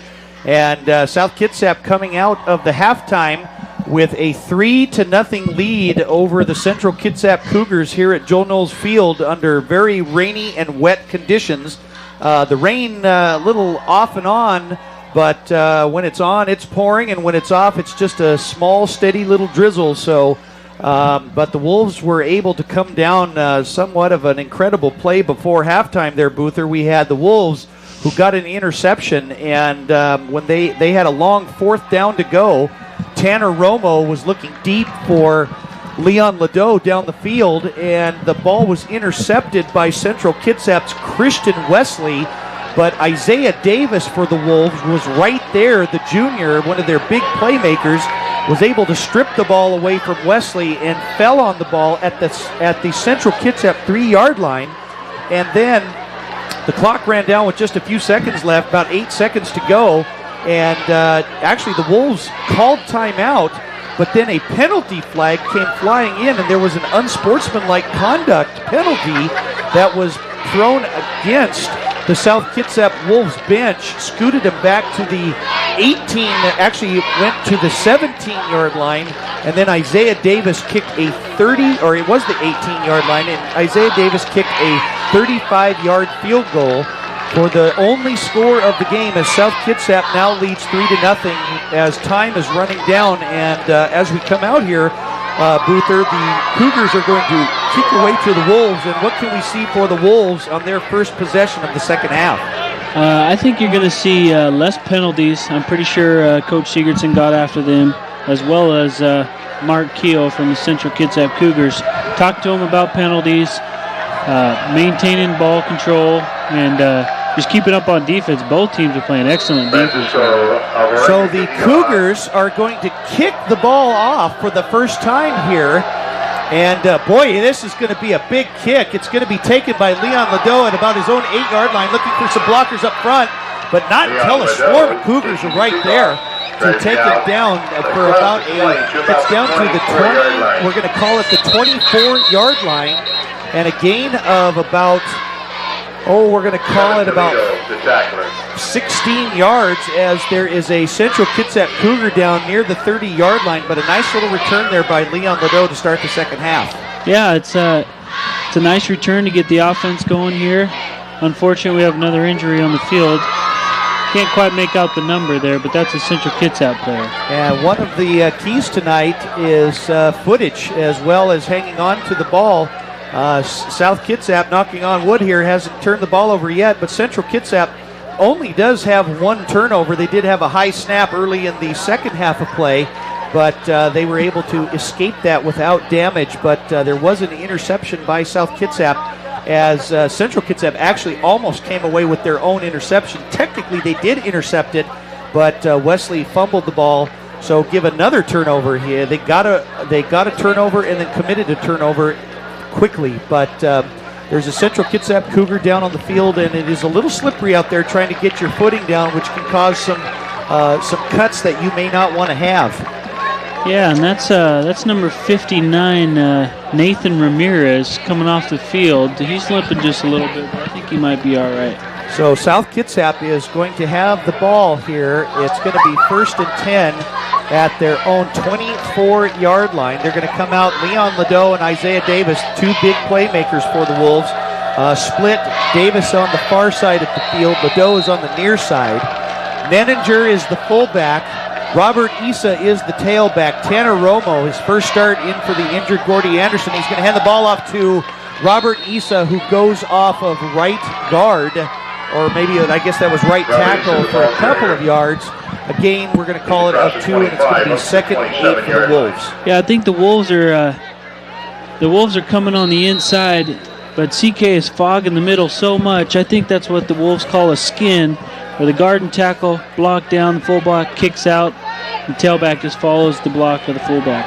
So 2nd and 8 for the Wolves here. The ball is at the 27-yard line. They're going to hand the ball off to Issa on a little counter, and he's taken down from behind. Issa's got some running room. He cuts up the middle. He gets a couple of blocks. He tries to cut behind down past the 40-yard line. A big run by Robert Issa way down into Cougar territory at the Central Kitsap 38. No, we're going to call it the 39. Yeah, great blocking up front. Issa just made a few nice cuts, couple slips on CK's defenders. A nice run there for the Wolves.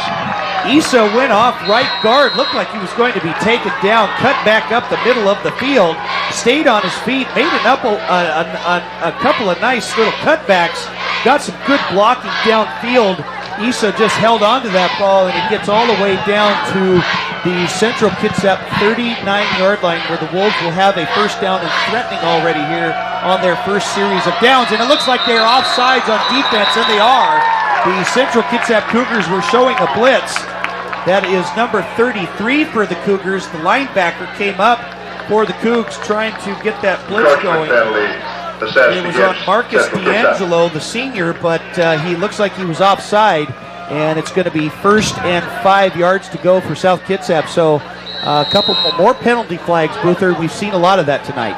Yeah, it's a flag parade here this evening, and CK wants to get in this game. They got to cut down on the penalties. When it's not raining, it's raining flags, so not good for either side of these teams here. As Romo's going to hand the ball off to Issa. He goes, and he's tripped up from behind.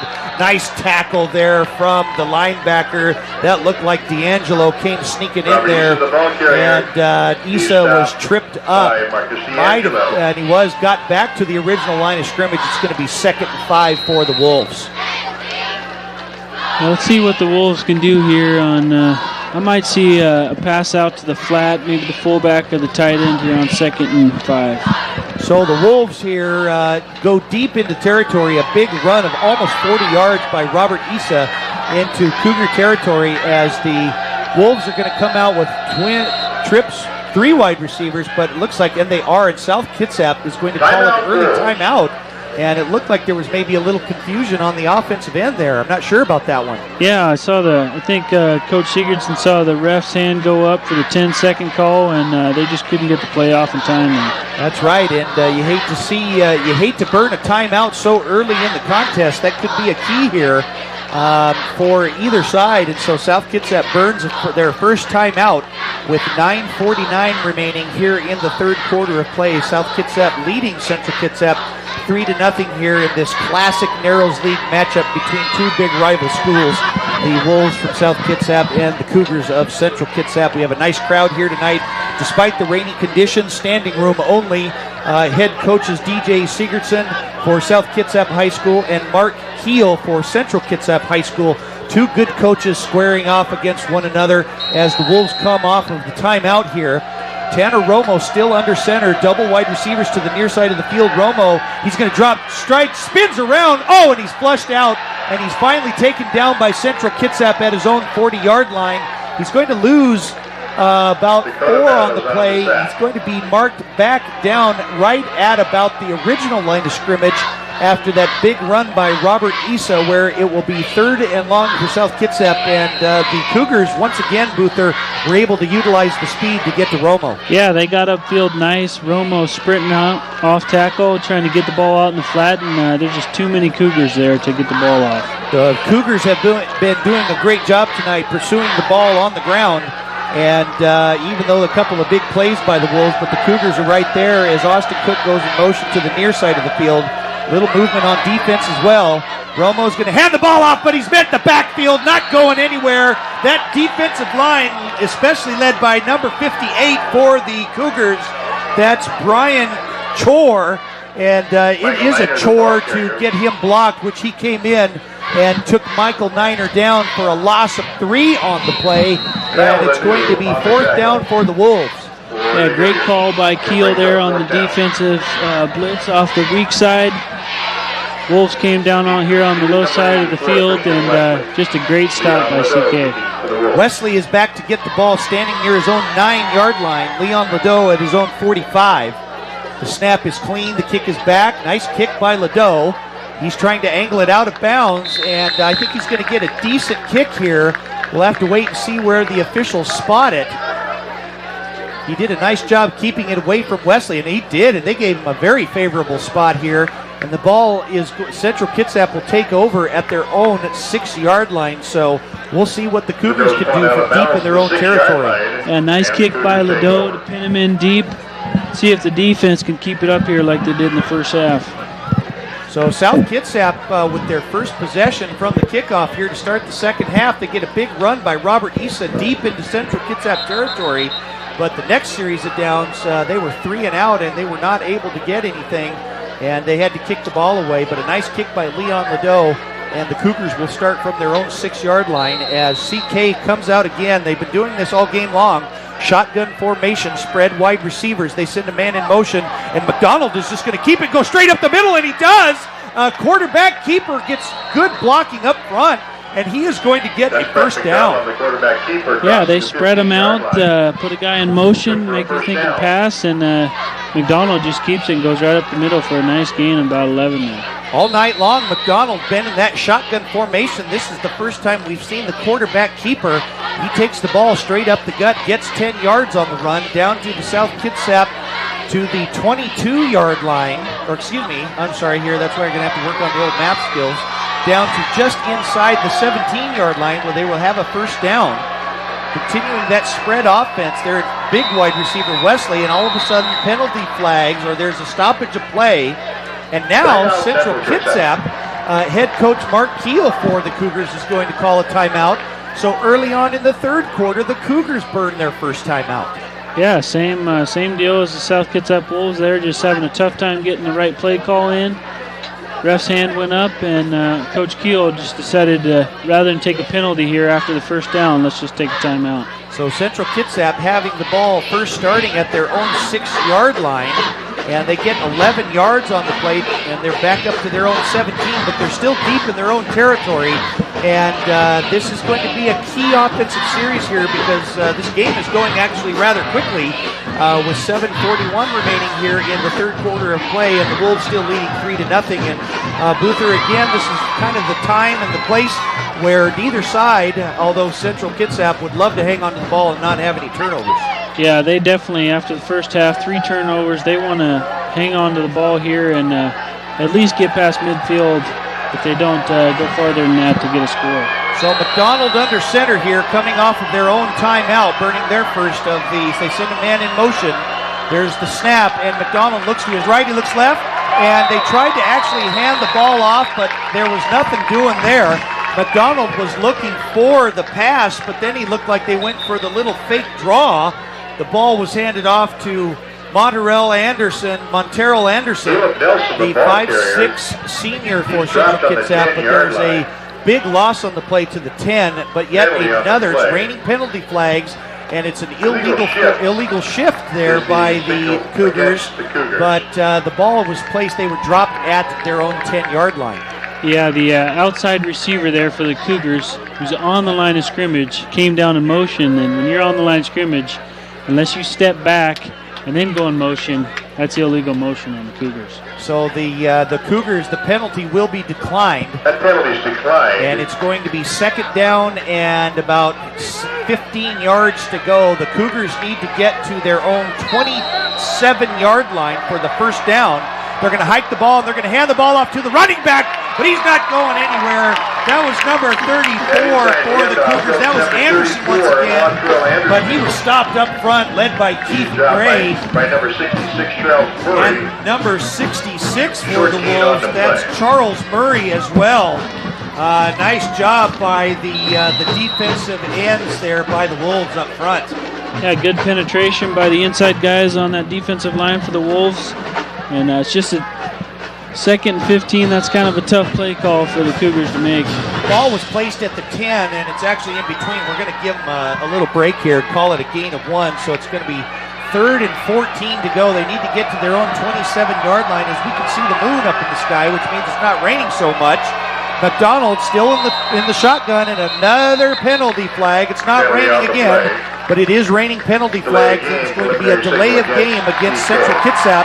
So scoot them back to their own 5-yard line, and again, they're now being pinned deep in their own territory. And I'll tell you, Boother, they have to be careful here because if they don't get anything and go to 4th down to kick, they don't want to be pinned too far back in their end zone. No, they've already had a turnover here deep, almost the same spot as they're at right now, but I think there might be a little conservative right here. They bring in another tight end. Be an interesting play call to make here on 3rd and 20. So the Cougars have a 3rd and 22 to go. They need to get to their own 27-yard line. They're still in that spread formation. And it goes through the hands of McDonald, and he's just going to pick it up. He's going to try and throw it, and the pass is intercepted, and they get a touchdown. All McDonald had to do was fall down on the ball, and he picked it up, and it was intercepted by Chris Nenninger.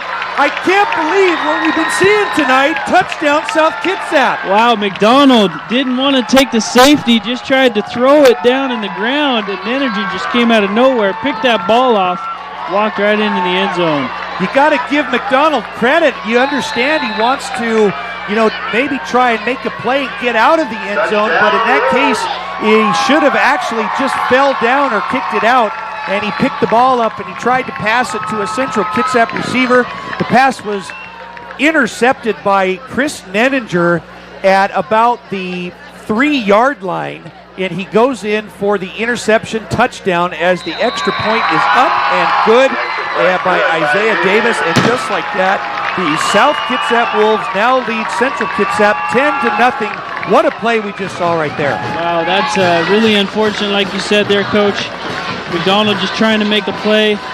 I think the wise play would have just taken the 2-point safety there instead of the possibility of giving up 6, and he did give up 6. That's just unfortunate for CK. So the South Kitsap Wolves are trying to pour it on here a little bit, even though the rainy conditions, pardon the pun right there, they're trying to get some stuff done here. They come up with a touchdown, and like we were saying, Boother, earlier, the one thing that is very difficult, not just for CK, but it can be even for South, is to be pinned deep in your own territory, especially with the wet conditions down there on the field. Yeah, it makes coaches nervous, players nervous.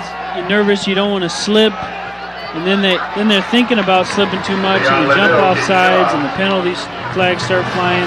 But not too bad on the penalties here in the second half so far. And we've seen it. We saw it earlier with Central Kitsap kind of battling that there with the getting some high snaps between center to McDonald. One time it went over their head a couple of times, and that one we just saw the same thing once again as McDonald had the snap go over his head. Instead of just going for the safety, he tried to throw it to one of his players, as we're going to have a short kick here, and it's going to be spun around, and it's down. It should be down there. Wesley went to pick the ball up off the ground. It's at the 18-yard line, but he had a knee down. And in high school football, when you have your knee down, you cannot advance forward. So the Cougars are going to have the ball. They're actually going to place it at their own 17-yard line. But again, Boother, we've got another situation here where Central Kitsap is pinned somewhat deep in their own territory. Yeah, the Wolves are definitely winning the field position game right here, and they couldn't be happier with having the Central Kitsap Cougars backed up yet here once again. South Kitsap with just a 3-yard interception return for touchdown by Chris Nenninger take a 10-0 lead on the CK Cougars as they come out with that spread offense once again. McDonald gets the ball in the shotgun. He's looking down. A penalty flag comes flying up. The pass is caught in the flat, not too far past the line of scrimmage. The catch was made by number 82. That's Josiah Shoemaker, the 6'1" senior for the Cougars. But right when the snap was made, a penalty flag came flying in, and early indications might show that it was offside against the Wolves. But now we look down on the field, we're seeing which way they're pointing. Now we're not really sure if they're pointing against the Cougars here. They're contemplating whether it could be against one or the other, so we'll wait for the referee to see what happens. But again, another penalty flag, and it's an illegal procedure call against Central Kitsap. So scoot Central Kitsap back. They started at their own 17, back to their own 12, and Boother, the last time we saw this, the Wolves ended up with a touchdown. That's right. The CK Cougars need to be really careful here. They don't want to turn the ball over here in their own zone and give the Wolves another great field position or even a score. And see what they do. So an illegal procedure penalty call against Central Kitsap is going to put the ball back at their own 12-yard line. 6:17 remaining here in the third quarter of play. A little bit slower here at the start of the third quarter of play until that series where the Wolves got an interception for a touchdown. They're in that spread offense. McDonald is in the shotgun. They're going to fake the handoff. McDonald is going to hand the ball straight up the middle. Great fake there by McDonald. And he rolled out to his left, but they had it to the up back, who gets back near the original line of scrimmage, and it's going to be 2nd and 10 for the Cougars. Yeah, the rain is subsiding just a little bit here, but the field is still wet. But I think the snaps are going to be a little better for McDonald. Hopefully they don't turn the ball over again. And let's see what they can do. They're marching the ball back there. So the Cougars come out here. They do get a bigger play there, a gain of about almost, like I said, back to the original line of scrimmage. They're going to fake the handoff. McDonald this time gets to the outside. There goes McDonald. He's got one man to beat. He's taken down around the 42, but way back at the original line of scrimmage. One, now two penalty flags come flying out. And I think that they are both going to be against the Central Kitsap Cougars. One was against CK, and then it looked like a Central Kitsap player may have said something, and then all of a sudden a referee was near there, and the penalty flag came flying out. So it looks like it's going to be two penalties against the Cougars. Yeah, I think you're going to have a hold there, and I think you're going to have a personal foul on. There's the hold. There's a personal foul on South Kitsap.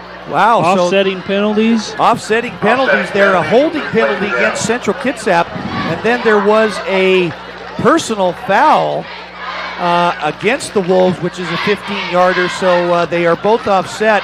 And we're just going to come back here and replay the down unless they measure off everything, which I don't think they are. But they're going to just place the ball back at the 17. So a couple of costly penalties. We're starting to see some emotions heat up here, Boother. And, you know, you've got to be able to maintain your composure. Yeah, definitely. Penalties, especially the unsportsmanlike, the personal fouls, killing both teams. It's battlefield position. You don't want to keep giving the ball up on losing yards on penalties. So the Cougars have a 2nd and 10 from their own 17-yard line. McDonald drops straight back. He's looking for a man, and he's got a man right out there in the flat. Nice catch by the tight end. Great reception there by the Cougars. That was number 23. That was Maurice Brown. A nice catch there in the flat there, and he was able to get down. That's a big pickup, and the Cougars just dug themselves out of a big hole, getting down to their own 31-yard line. Yeah, just going back to the well there, throwing the balls out in the flat. The Wolves haven't stopped that, I'm not sure, maybe once out of 5 or 6 times they've thrown the ball to the flat. The Cougars were having some trouble deep in their own territory, but that time they figured it out and they got out of trouble. A high snap by McDonald. He's going to keep it and run straight up the middle. Got a couple of blocks and a nice couple of tackles there, led by the Wolves, as that was Robert Issa and Austin Melvin who were there on the stop. But not until McDonald gets about 5 yards on the carry. It's going to be 2nd down for the Cougars. And Boother, it looks like the Cougars are getting a little momentum back here. Yeah, a little momentum shift here by the Cougars. Some penalties, some nice runs. Let's see if they can keep it up here. So the Cougars have the ball at their own 35-yard line, pinned deep early in their own territory, but they're getting out nicely at the 35. McDonald doing some of the running himself. They're going to hand the ball off to the running back. Not getting very far. That's a great tackle there. That's Michael Niner on the tackle from behind. Nothing doing right there. Got back to the original line of scrimmage where it's going to be 3rd and 5. And this is a key play right here with 4 minutes to go in the third quarter of play. Yeah, these medium-length third downs are big for both teams. Let's see if the Wolves can come up with a stop here. So South Kitsap looking to stop the Cougars here as they're going to send 2 wide receivers to the far side of the field. That's Shoemaker and Brown. McDonald looking over the defense in the shotgun, looks to his right. He's got a man out in the flat, and that's Brown with the reception. The Wolves get him down. He is not going to get the first down, even with forward progress. He's going to get to the 40-yard line, needed to get to the 41, and the Cougars are going to have a big decision to make right here. Boother, it looks like they're not going to gamble, so I thought for a second there maybe they hesitated that they would have maybe gone for it, but that probably would not have been a wise decision. It might not have been, but they're jumping out on the line quick here. Look for a quick snap and possible fake right here. I'm not sure. Well, we saw Leon Liddeau do it last week against Olympia and scored an 88-yard touchdown. We'll see what the Cougars do here. Kind of a high snap. The kick is up, and it's a nice kick. It's going to be taken by Leon Liddeau at his own 30. Oh, and he fumbles the ball, but the Wolves get it back. Again, slippery conditions. Hard to hang on to that ball, but luckily Isaiah Davis, and he's everywhere. He is everywhere. He's all over the place. Nice job by Isaiah Davis being right there, sending back a couple of guys. Leon Liddeau bobbled the ball on the punt, but they are going to maintain possession at their own 28-yard line. But the Wolves get the ball back with 3:01 remaining here in the third quarter, still leading Central Kitsap 10-0. Yeah, the Wolves more than likely going to run the ball here, grind the clock down a little bit. Not sure they're going to take too many chances throwing the ball in the air. South Kitsap and Central Kitsap both burning early timeouts. Both teams only have 2 timeouts remaining here as Austin Cook goes in motion to the near side of the field. Romo under center. He's going to hand the ball off to Robert Issa. He just puts his head down. Nice stop on defense there. Good tackle. That's number 33 for the Cougars. That's Marcus D'Angelo. But another penalty flag comes flying in around the 30-yard line as the officials all meet there. And I'll tell you, Boother, there's now starting to see more penalty flags, and the way the Wolves are backing up looks like it's on them. Yep, I think that's a hold on number 55, Keith Gray, their left tackle there. So South Kitsap, and it's going to be a holding penalty against South Kitsap. There's also offsetting penalties here against both the Wolves and the Cougars. So erase that last play, and they're just going to replay the first down from the 28. So again, double penalties coming out, and I'll tell you, both sides are nearing double digits in the penalty flags. Yeah, the yards are just racking up for both teams on penalties. So South Kitsap comes out here. It's having 1st and 10, offsetting penalties as Tanner Romo still under center here. They have the I formation. They're going to hand the ball off to Issa. He gets off a nice couple of blocks. Issa's got some running room, being chased down. Gets past the 40 till he's ridden out of bounds near the 43-yard line. Nice blocking up front as the tackle was able to seal off the end, and Issa was able to get around for a big gain of about 14 yards. Yeah, nice counting here down towards us. Great blocking up front. Issa around the edge. It's a good play by the Wolves. Robert Issa with a big run on the play. It's going to get the ball all the way down to their own 43-yard line as the Wolves have a first down with 2:27 remaining here in the third quarter of play. It's not raining at all right now, but the wet conditions as they hand the ball to the upback for the Wolves. Carrying the ball that time was Bo Otak, and Otak went on the attack and got up for about, I would say 4 yards on the play. It's going to be 2nd and 6 for the Wolves. Tonight's game coming to you live on Wave Cable Channel 205, and also streaming this game live over the internet through the Kitsap Sun website, as the South Kitsap Wolves have we're going to call it 5 yards, 2nd and 5, big shift on defense by the Cougars. Romo, and another penalty flag is coming out here, and I think it's going to be an illegal procedure. That looked like Mike Alonzo, the wide receiver, on the far side. Yep, just a little antsy to get off the ball there, and ref caught him over there on the far side of the field. So just as soon as they get the 5 yards here, they lose the 5 yards on the penalty and scoot the ball back to the South Kitsap 43-yard line. So again, Boother, costly penalties, little ones here and there it can really disrupt your offense. Yeah, there might be, it's sad to say this, but there might be more penalty yards than gained yards for both teams at this point. That's right. So the Wolves come out here, split wide receivers, as they go in a shift motion here. Liddeau on the near side of the field. Romo is going to hand the ball off to the running back straight up. That's Michael Niner. He doesn't get much on the play. He maybe got 1 inch forward. Michael Niner, the ball carrier on that, and it's going to be second down, it's going to be 3rd and long for the Wolves. So the Cougars looking for a big stop, but the Wolves are looking for a big play to get that first down. Yeah, Wolves need a big play, or at least a 5 or 6 yard gain to give the Cougars poor field position here on this possession. Isaiah Davis splits to the far side of the field. Menninger is the fullback, but whistles come flying in here. Look like maybe an equipment problem. And I think they're going to quickly take care of that. And they are. They're going to have to replace the left guard with an equipment failure. So in comes number 50 for the Wolves. That's Tyler Hunson, the 6'1 senior, the 6'1", 261-pound lineman for the Wolves. He's going to come in at left guard. So the Wolves have a 3rd and long here, and there's going to be, that is offside by the tight end, Austin Cook. And another penalty flag by the Wolves, illegal procedure. That's going to scoot it back even farther. Boy, what do you say? Just penalty after penalty. What can you say, Coach? You're going to have to, and both sides. We're seeing it from both sides where, maybe a little anxious, but you got to have the discipline to, hold yourself strong because these penalties are racking up. The Wolves had a first. They actually had a 1st and 5, and now they've got they have a 3rd and 15. The ball's all the way back at their own 40-yard line, so the Wolves are going to come out with 3 wide receivers, 2 wide receivers split to the far side of the field, 1 lone setback. Watch out for the pass here. Romo fakes the pass, and they hand the ball up front to the draw.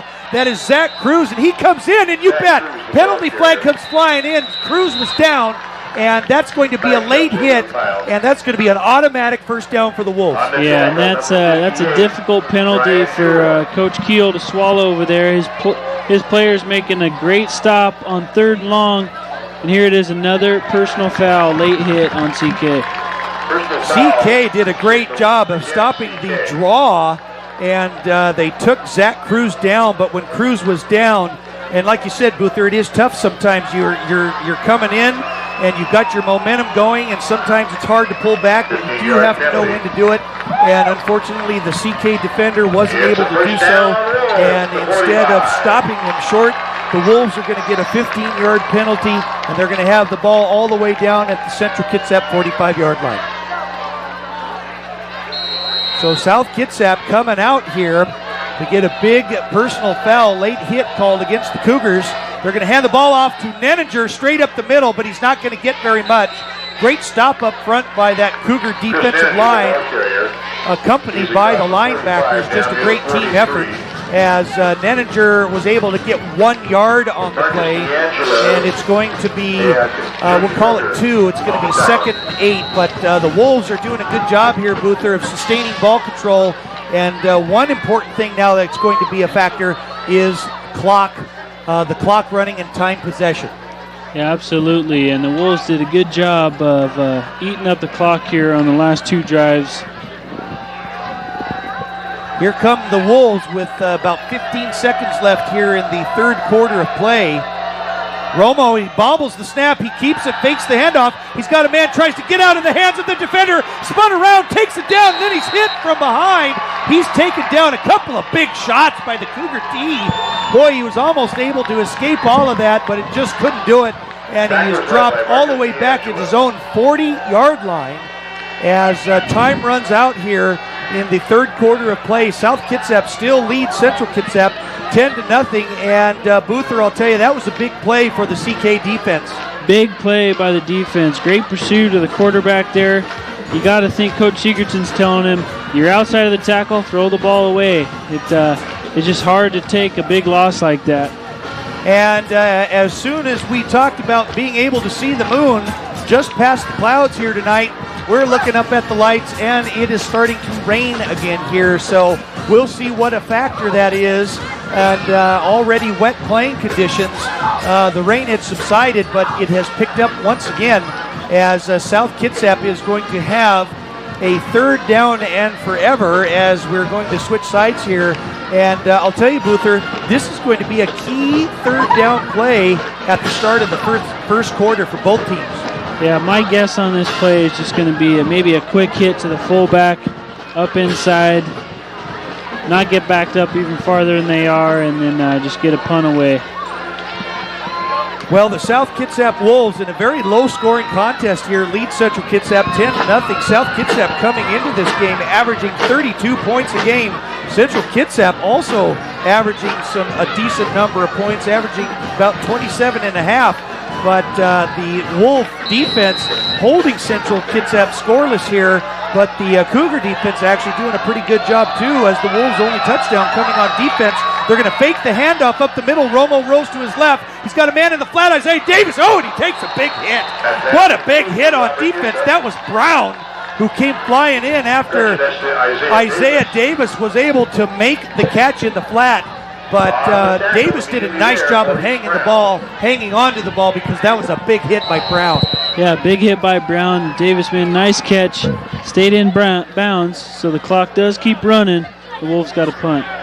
So South Kitsap is going to have a 4th down here. There's a little confusion on offense. Leon Liddeau standing down there with his hands out, wondering if they have enough players.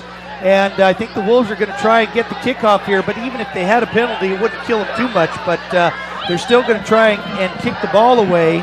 Wesley is way back at his 15-yard line. Liddeau, a good clean snap, steps out, and he gets an end over end. Oh, it's going to take a great kick, and is it going to stop? And it's not.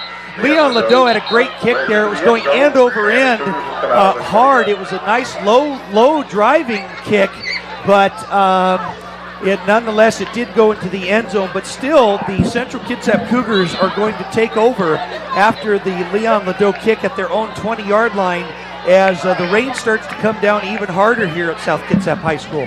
Yeah, the Wolves very fortunate there. Their punt team only had 10 players, so luckily that ball went into the end zone. So they had the Cougars possibly had an opportunity. So that's what it looked like before they were going here. As McDonald is under center, they're going to spread this offense out again. The ball's at their own 20. A high snap. McDonald gets the ball, brings it down. He's got a man out in the flat. Nice catch there by the tight end. That looked like we'll have to wait and see. That was one of their tight ends that they have. That was Shoemaker. But boy, McDonald did a great job of hauling that ball down. That almost went over his head again. Yeah, he made a nice play of bringing that ball down, getting out in the flat. The flats right now are just killing the Wolves. They got to do something to figure that out. So what looked like it was going to turn into a disaster for the Cougars turned out to be a great play. They got a big gain. The ball's just at their own 31. Another high snap. They're going to hand the ball off to Anderson, who breaks through a couple of tackles, barrels through, and he's able to get a first down. So a couple of big plays here by the Cougars, and they've got some momentum going here, Boother. Yeah, nice run. He had about a 2-yard gain. You thought he was going to go down, and he breaks loose and gets about another 8 yards there. And they're going to measure, I think, for the first down. It's very close to the first down. They needed to get to, it looks like they needed to get to about the 43-yard line, and Anderson was hit early on with 5 yards to go. Kept his legs driving and got a nice run out of it there. Dragged a couple of, he kept pushing forward a couple of Wolf defenders, and he got close to the original line of scrimmage. So, again, like we talked about, though, Boother, CK, one thing they have to get under control is that snap from center to McDonald, and McDonald has been kind of scrambling around trying to get that ball down. Yeah, when they get a good snap, they're not too bad, but it makes it difficult for McDonald when the snap's going all over the place, and he's got to pick it, reach and grab the snap, then look out for his receivers. By then, he's already swarmed, but he's doing a nice job of it. And with the rain falling, it's that ball gets a little slippery, and there it is. They're going to hand the ball off to the running back. He gets a nice block, but he's right there. Great defensive stop there. That was Robert Issa, also number 3. That was Isaiah Davis right there, and another host of Wolves as they were able to make the stop on defense as there was no gain on the play, and it's going to be 2nd and 10 for the Cougars. Yeah, you like seeing this kind of defensive football. These two teams over the last 8 years have split the series 4-4. With only 2 of those games being blowouts. It's a great rivalry to watch. Central Kitsap has the ball at their own 42-yard line. They're going to have to make something happen here with 9:20 and the clock is running. Another high snap. They're going to fake the handoff. McDonald goes for the option. He keeps it himself. Fakes the pitch, and he continues running up. But again, now, Boother, one of the things here is time. And even though the Cougars do have 2 timeouts, they're going to have to try and make something happen here. There isn't a whole lot of time because the Wolves are at least going to get the ball back one more time. Yeah, they'll get the ball back. They're still down 2 scores. They got to get one of the 2, a field goal or a quick score here soon. So the Cougars are going to have to get some points on the board here. Field goal or a touchdown will do. They will be within reach, still trailing 10-0 here with 8:40 to go left in the game. The Cougars, another high snap. They're going to hand the ball off to Anderson, and he's not going anywhere. He's met by a pack of Wolves. Nice tackle there on defense. That's J.C. Parker, the 5'9 senior, leading the way. And the Wolves snuffed that one out there. Maybe gained a couple. We're going to call it 3rd and long for the Cougars. And here comes the punt team for CK. You got to think coach is upset about not getting a good gain there. So Central Kitsap is going to come out here looking to kick the ball away, and I'll be honest with you, Boother, I'm a little surprised here, being down 10-0 with 8 minutes to go, but on the other side, I see the kick as well, And it's going to be a low line, or it's actually a nice kick right down the middle. Leon Liddeau's going to get it at about his own 23-yard line. He gets a nice run. He's coming around the side, but he's chased down from behind. Nice tackle on defense. That's number 38 for the Cougars. That's Shaquille Blair, the 5'11 junior, who made the tackle from behind. But a key right there for the Wolves is that Liddeau hung on to the ball. The last time he fielded a punt, he fumbled it, and Isaiah Davis recovered, but Liddeau did a nice job of hanging on to it that time. Yeah, he was concentrating, going up towards the far side of the field, the punt going out that way. Just made sure he caught the ball and hung on to it for the run. So the South Kitsap Wolves have the ball at their own 16-yard line with 7:48 remaining here in the game, leading Central Kitsap 10-0, but they're going to need to get something done here. CK does have 2 timeouts left. Romo is going to hand the ball off to, that is Issa. He gets a nice counter move right back up. Good run by Robert Issa. He gets all the way out to the first down. He does get to the marker. He's going to get all the way to the 26-yard line. A 10-yard run, and it'll be a first down for the Wolves. Actually, they're going to be close, and though they are, at first I thought they were going to measure, but all they had to do was get to the 26, which they did. Nice 10-yard run there by Robert Issa. But again, Boother, more important for the Wolves is they want to keep that clock moving here, as they're just going to look to most likely keep the ball on the ground. Chris Nenninger doing some of the blocking up front. The Cougars are in a 3-down lineman, 4 linebackers. Romo's just trying to take off as much time as they can here. They're going to hand the ball off to Issa. He takes the ball off left tackle. He's got an open spot. He's going to cut right back. Nice job by Robert Issa. And he's going to be taken down just short of the 40-yard line, but not till he gains 12 on the play. And it's going to be another first down for the Wolves. Yeah, another first down, and the clock keeps ticking. 6:53 remaining here. Once they get those down markers set, they're going to keep that clock running. The Cougars do have 2 timeouts remaining, but time is not in their favor right now, as the Wolves and this power running game, their traditional power running game that they have, are trying to milk the clock for as much as possible. Romo doing a good job under center here. They're going to fake. Oh, they're going to throw a nice little out pass to Leon Liddeau. He makes the reception near the line of scrimmage. Great tackle on defense. That is Wesley on the tackle, but more importantly, Leon Liddeau stays inbounds and keeps the clock running. I think that they gave him 1 yard on the reception. It'll be 2nd and 9 for South Kitsap, but we're coming up on 6 minutes to go here. The ball is at their own 40-yard line. Yeah, CK needs a stop here for them to have any chance of getting the ball back and putting something on the board quickly. It's been a great game here tonight. Great defense by both sides. In fact, despite being 10-0, like we said, Central Kitsap has not allowed a score other than a field goal on offense. South Kitsap's lone touchdown coming on an interception by Chris Nettinger and running it in there right before half. As they hand the ball off to Robert Issa. He's got a big block up front, sidesteps, taken down near the 50. He will have the first down. Robert Issa with 3 big running plays here, straight up the gut. And it looks like the Wolves' offensive line has been able to penetrate a couple of holes in that defensive line for Central Kitsap. Yeah, they're moving the ball nice on this drive. You got to think about the Wolves haven't scored an offensive touchdown in 7.5 quarters. That's right. So quite a defensive showing here. Last week, their victory over Olympia 10-6 with no offense coming in the second half. And now coming up on 5 minutes to go as the Wolves have the ball at the Central Kitsap, we're going to call it the 48-yard line. No offensive touchdowns here tonight, only a field goal on offense. They're going to hand the ball off to Robert Issa. Once again, he gets a big hole.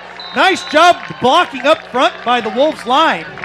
Issa with the big gain. He's going to gain 8. We're going to call it about, I guess I looked at the wrong spotter over there on the sideline. But Issa was able to gain 6 yards on the play. It's going to be 2nd and 4 for the Wolves. Yeah, they're running that isolation right up the middle between the 2 and the 3 holes, and I think the Wolves are going to keep calling that play until CK can stop it. South Kitsap getting down to the Central Kitsap 42-yard line. Mike Alonzo now in the game, split to the far side of the field. getting a rotation. We have a plethora of wide receivers that have come in for the Wolves here, giving each other a break. Romo under center. He's going to hand the ball off to Issa on the counter. He sidesteps, spins around, gets hit, but not until he gets the first down. Nice job by Robert Issa, the ball carrier on that play. And I'll tell you what, Boother, this is not looking good for the Cougars right now. No, it's not. The Wolves are doing a nice job of running the ball, maintaining blocks up front, and Issa's running the ball really well. It's really unfortunate for CK. They can't make a stop here and get the ball back. So South Kitsap doing a good job here of sustaining ball control and time control as well. Tanner Romo, his first start tonight, in for the injured Gordy Anderson, the normal starting quarterback. Romo has done an outstanding job tonight, hanging onto the ball, doing a good job of driving this offense, and they're going to hand the ball off to Issa one more time. Oh, he gets a nice couple of blocks up front, steps over a man, and gets a good run on the play, and this time I think that the Cougars are going to call a timeout. Yeah, I think they're just getting tired now. It's going on a 6-minute drive, almost a 4 or 5 minute, 6-minute drive here. Wolves are just pounding the ball. CK's defense just getting tired. They need a break. So Central Kitsap burns their second timeout of the second half as the Cougars still trail 10-0 here with 3:43 remaining. And I'll tell you, Boother, the South Kitsap running backs, especially Robert Issa, doing a great job gaining yards, but it all starts up front with that offensive line. That's right. The offensive line for the Wolves doing a quiet job up front. They don't get a whole lot of recognition, but they're making the way for Issa to get some yards. The offensive line for the Wolves doing a nice job here in the latter stages of the game. 3:43 remaining here in this contest. A classic rivalry between the Wolves and the Cougars. And the 6th-ranked South Kitsap Wolves leading Central Kitsap 10-0 as they are going to come out of this timeout. And they're going to just try and continue sustaining this nice drive that they have going on here. We also have we got Robbie Johnson is in now at wide receiver, number 24, split to the right side. And you can tell because his uniform's all white. As they're going to hand the ball off to Issa. Gets nice blocking up front. Good tackle underneath there. Great tackle on the stop. That was number 79 for the Cougars. That was Spencer Williams, the 5'9", 340-pound defensive lineman, and I would think that he would be able to stop a few players. That's right. He's a big boy. He's doing a nice job in there. So Central Kitsap still trailing here, but the Wolves are going to have a third down. This is a big play right here. It's going to be 3rd and 2 as CK is looking to stop the Wolves here. Isaiah Davis is now back in at wide receiver, split to the far side. Nenninger and Issa. Issa doing a good job running the ball here. Romo under center. He's going to hand the ball off to Issa. One more time. He gets a good block up front, puts his head down, but not until he gets another first down. Nice blocking up front, though, by that offensive line, and hold everything because a penalty flag comes flying in. There's going to be a holding call against the Wolves. Well, we did go about 5 minutes there without a penalty. That was nice. We did. In fact, I was wondering if we were still broadcasting the same game that we were watching earlier because, well, I knew that there had to have been a flag because, Boother, what happened was that it stopped raining, so we had to have some kind of rain, and here comes the flags. Yep, that's right. So if it's not raining here, just the regular water drops that are coming down here, we're going to have the penalty flags, which they do come in. And we're going to scoot the Wolves back another 10 yards, and the ball's going to be put back at the Central Kitsap 35-yard line. But still, time is running out here for the Cougars as the clock is going to keep running. It's going to be 3rd and forever. We're going to call it 3rd and about 13 from the CK 35. 2:40 remaining here in the game. The Wolves coming out in that I formation. Still with Nenninger and Issa in the backfield. Romo under center. No mistakes here. They're going to hand the ball up to Issa on the counter. Trying to be dragged down from nice tackle on defense. Great tackle there by that was McDonald, the quarterback, who made a great tackle. He tackled Issa low at his legs and took him down. And Central Kitsap is going to call a timeout. That is their 3rd and final timeout. And big decision here, Boother. What do you do if you're the Wolves? I got to think you got to go for it. with 2:20 left. It's not doing them a lot of good to try to pin them. A little too deep for a field goal. I think you go for it here. Well, the Wolves only need 5 yards. Issa was able to get some of it back here, but a nice tackle by McDonald for the Cougars. And it's going to be 4th down for the Wolves at the Central Kitsap 30-yard line. So I would imagine, too, Boother, that the Wolves are probably going to go for it here. And if they get a first down, it's almost all but over because CK had to burn their last time out. Yeah, if they get a first down here, it could very well be sealed here. Because all the Wolves would have to do, all they would have to do is just all practically take a knee almost on every play. They could easily run the clock down as far as they wanted to, but they still have to hang on to the ball because there is plenty of time left. But this is a big play here as the Wolves are going to come out in the power eye formation as Bo Otak comes in now as a blocker. They're going to have the ball off to Issa. He's got a big hole, and he's going to get forward, and he's going to have the first down. And I'll tell you, Boother, that just might seal it. Yep, I think it's going to seal it. The clock will start here once they get the spot. Robert Issa, he gets up a little sluggish, but he's been doing a lot of ball carrying. Looks like he's a little tired, but he got the job done. He comes out. He will be replaced by number 49, Michael Niner. And the Wolves now, all they have to do is practically let the clock run out. They're going to probably have to run a couple of plays here, which I would imagine they would. It's going to be 1st and 10 at the Central Kitsap 23-yard line. That power eye, they're going to hand the ball off to Niner. He's going to get forward, and the ball is taken down by a couple of Cougars. But the clock is going to continue to run down. They're going to get down inside Cougar territory. They're going to place it at the Central Kitsap 19-yard line. But I can tell you right now, Boother, all those South Kitsap coaches want is for that clock to run out. Yeah, it would be nice for South Kitsap to get in the end zone here to get their offense a little bit of confidence going into next week. But I think they'll take the win with the clock running out. So South Kitsap coming out here. It's going to be 2nd short for the Wolves. I guess we're going to call it 2nd and 7 here. They're going to come out in this power eye formation one more time. They're going to hand the ball off to Niner. He sidesteps around, but he does the wise thing, and he just lets himself get taken down as he is the ball carrier once again. But South Kitsap is going to be on their way to their 5th victory of the season, leading 10-0 here with 50 seconds left. And next week, Boother, the South Kitsap Wolves are going to travel to Bellarmine to play the Bellarmine Lions. Yeah, CK had their way with Bellarmine, but Bellarmine did pass the ball very well against CK. That'll be interesting to find out how the defense of South Kitsap responds after this tough game here. So the South Kitsap Wolves, all they're going to do here is take one more snap because Central Kitsap can't stop it here. And time is running out as South Kitsap is going to defeat Central Kitsap here at Joe Knowles Stadium 10-0.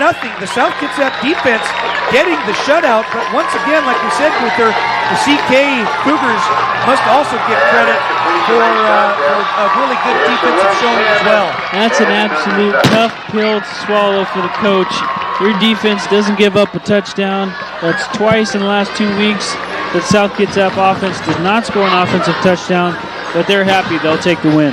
So South Kitsap defeats Central Kitsap 10-0, and overall they are 5-0 overall, 4-0 in league play, and the Central Kitsap Cougars drop to 2-3 overall, and they are 2-2 in league. So thank you very much for joining us here tonight. We want to thank you for joining us here at the booth, and I'd like to give a big thanks to Dustin Booth for filling in for David Rodriguez here tonight. Boother, thank you for being here with us. You did a great job tonight filling in for D-Rod. Thank you very much. It's been a pleasure. We would also like to thank the South Kitsap High School Marching Band for their wonderful performance tonight, as we would also like to thank the students of the video production program here at South Kitsap High School, especially Mike Downham, who made this television program possible. Again, the final score, South Kitsap 10 and the Central Kitsap Cougars 0. We will be back with the next home game again live here on SKTV at the homecoming game on October 23rd as the South Kitsap Wolves will host the Lincoln Abes. Next week, the South Kitsap Wolves travel to Bellarmine to take on the Bellarmine Lions. I'd like to thank Dustin Booth again, joining me here in the booth tonight. I'm Darren Bowden. Thanks for joining us here tonight. So long, everybody.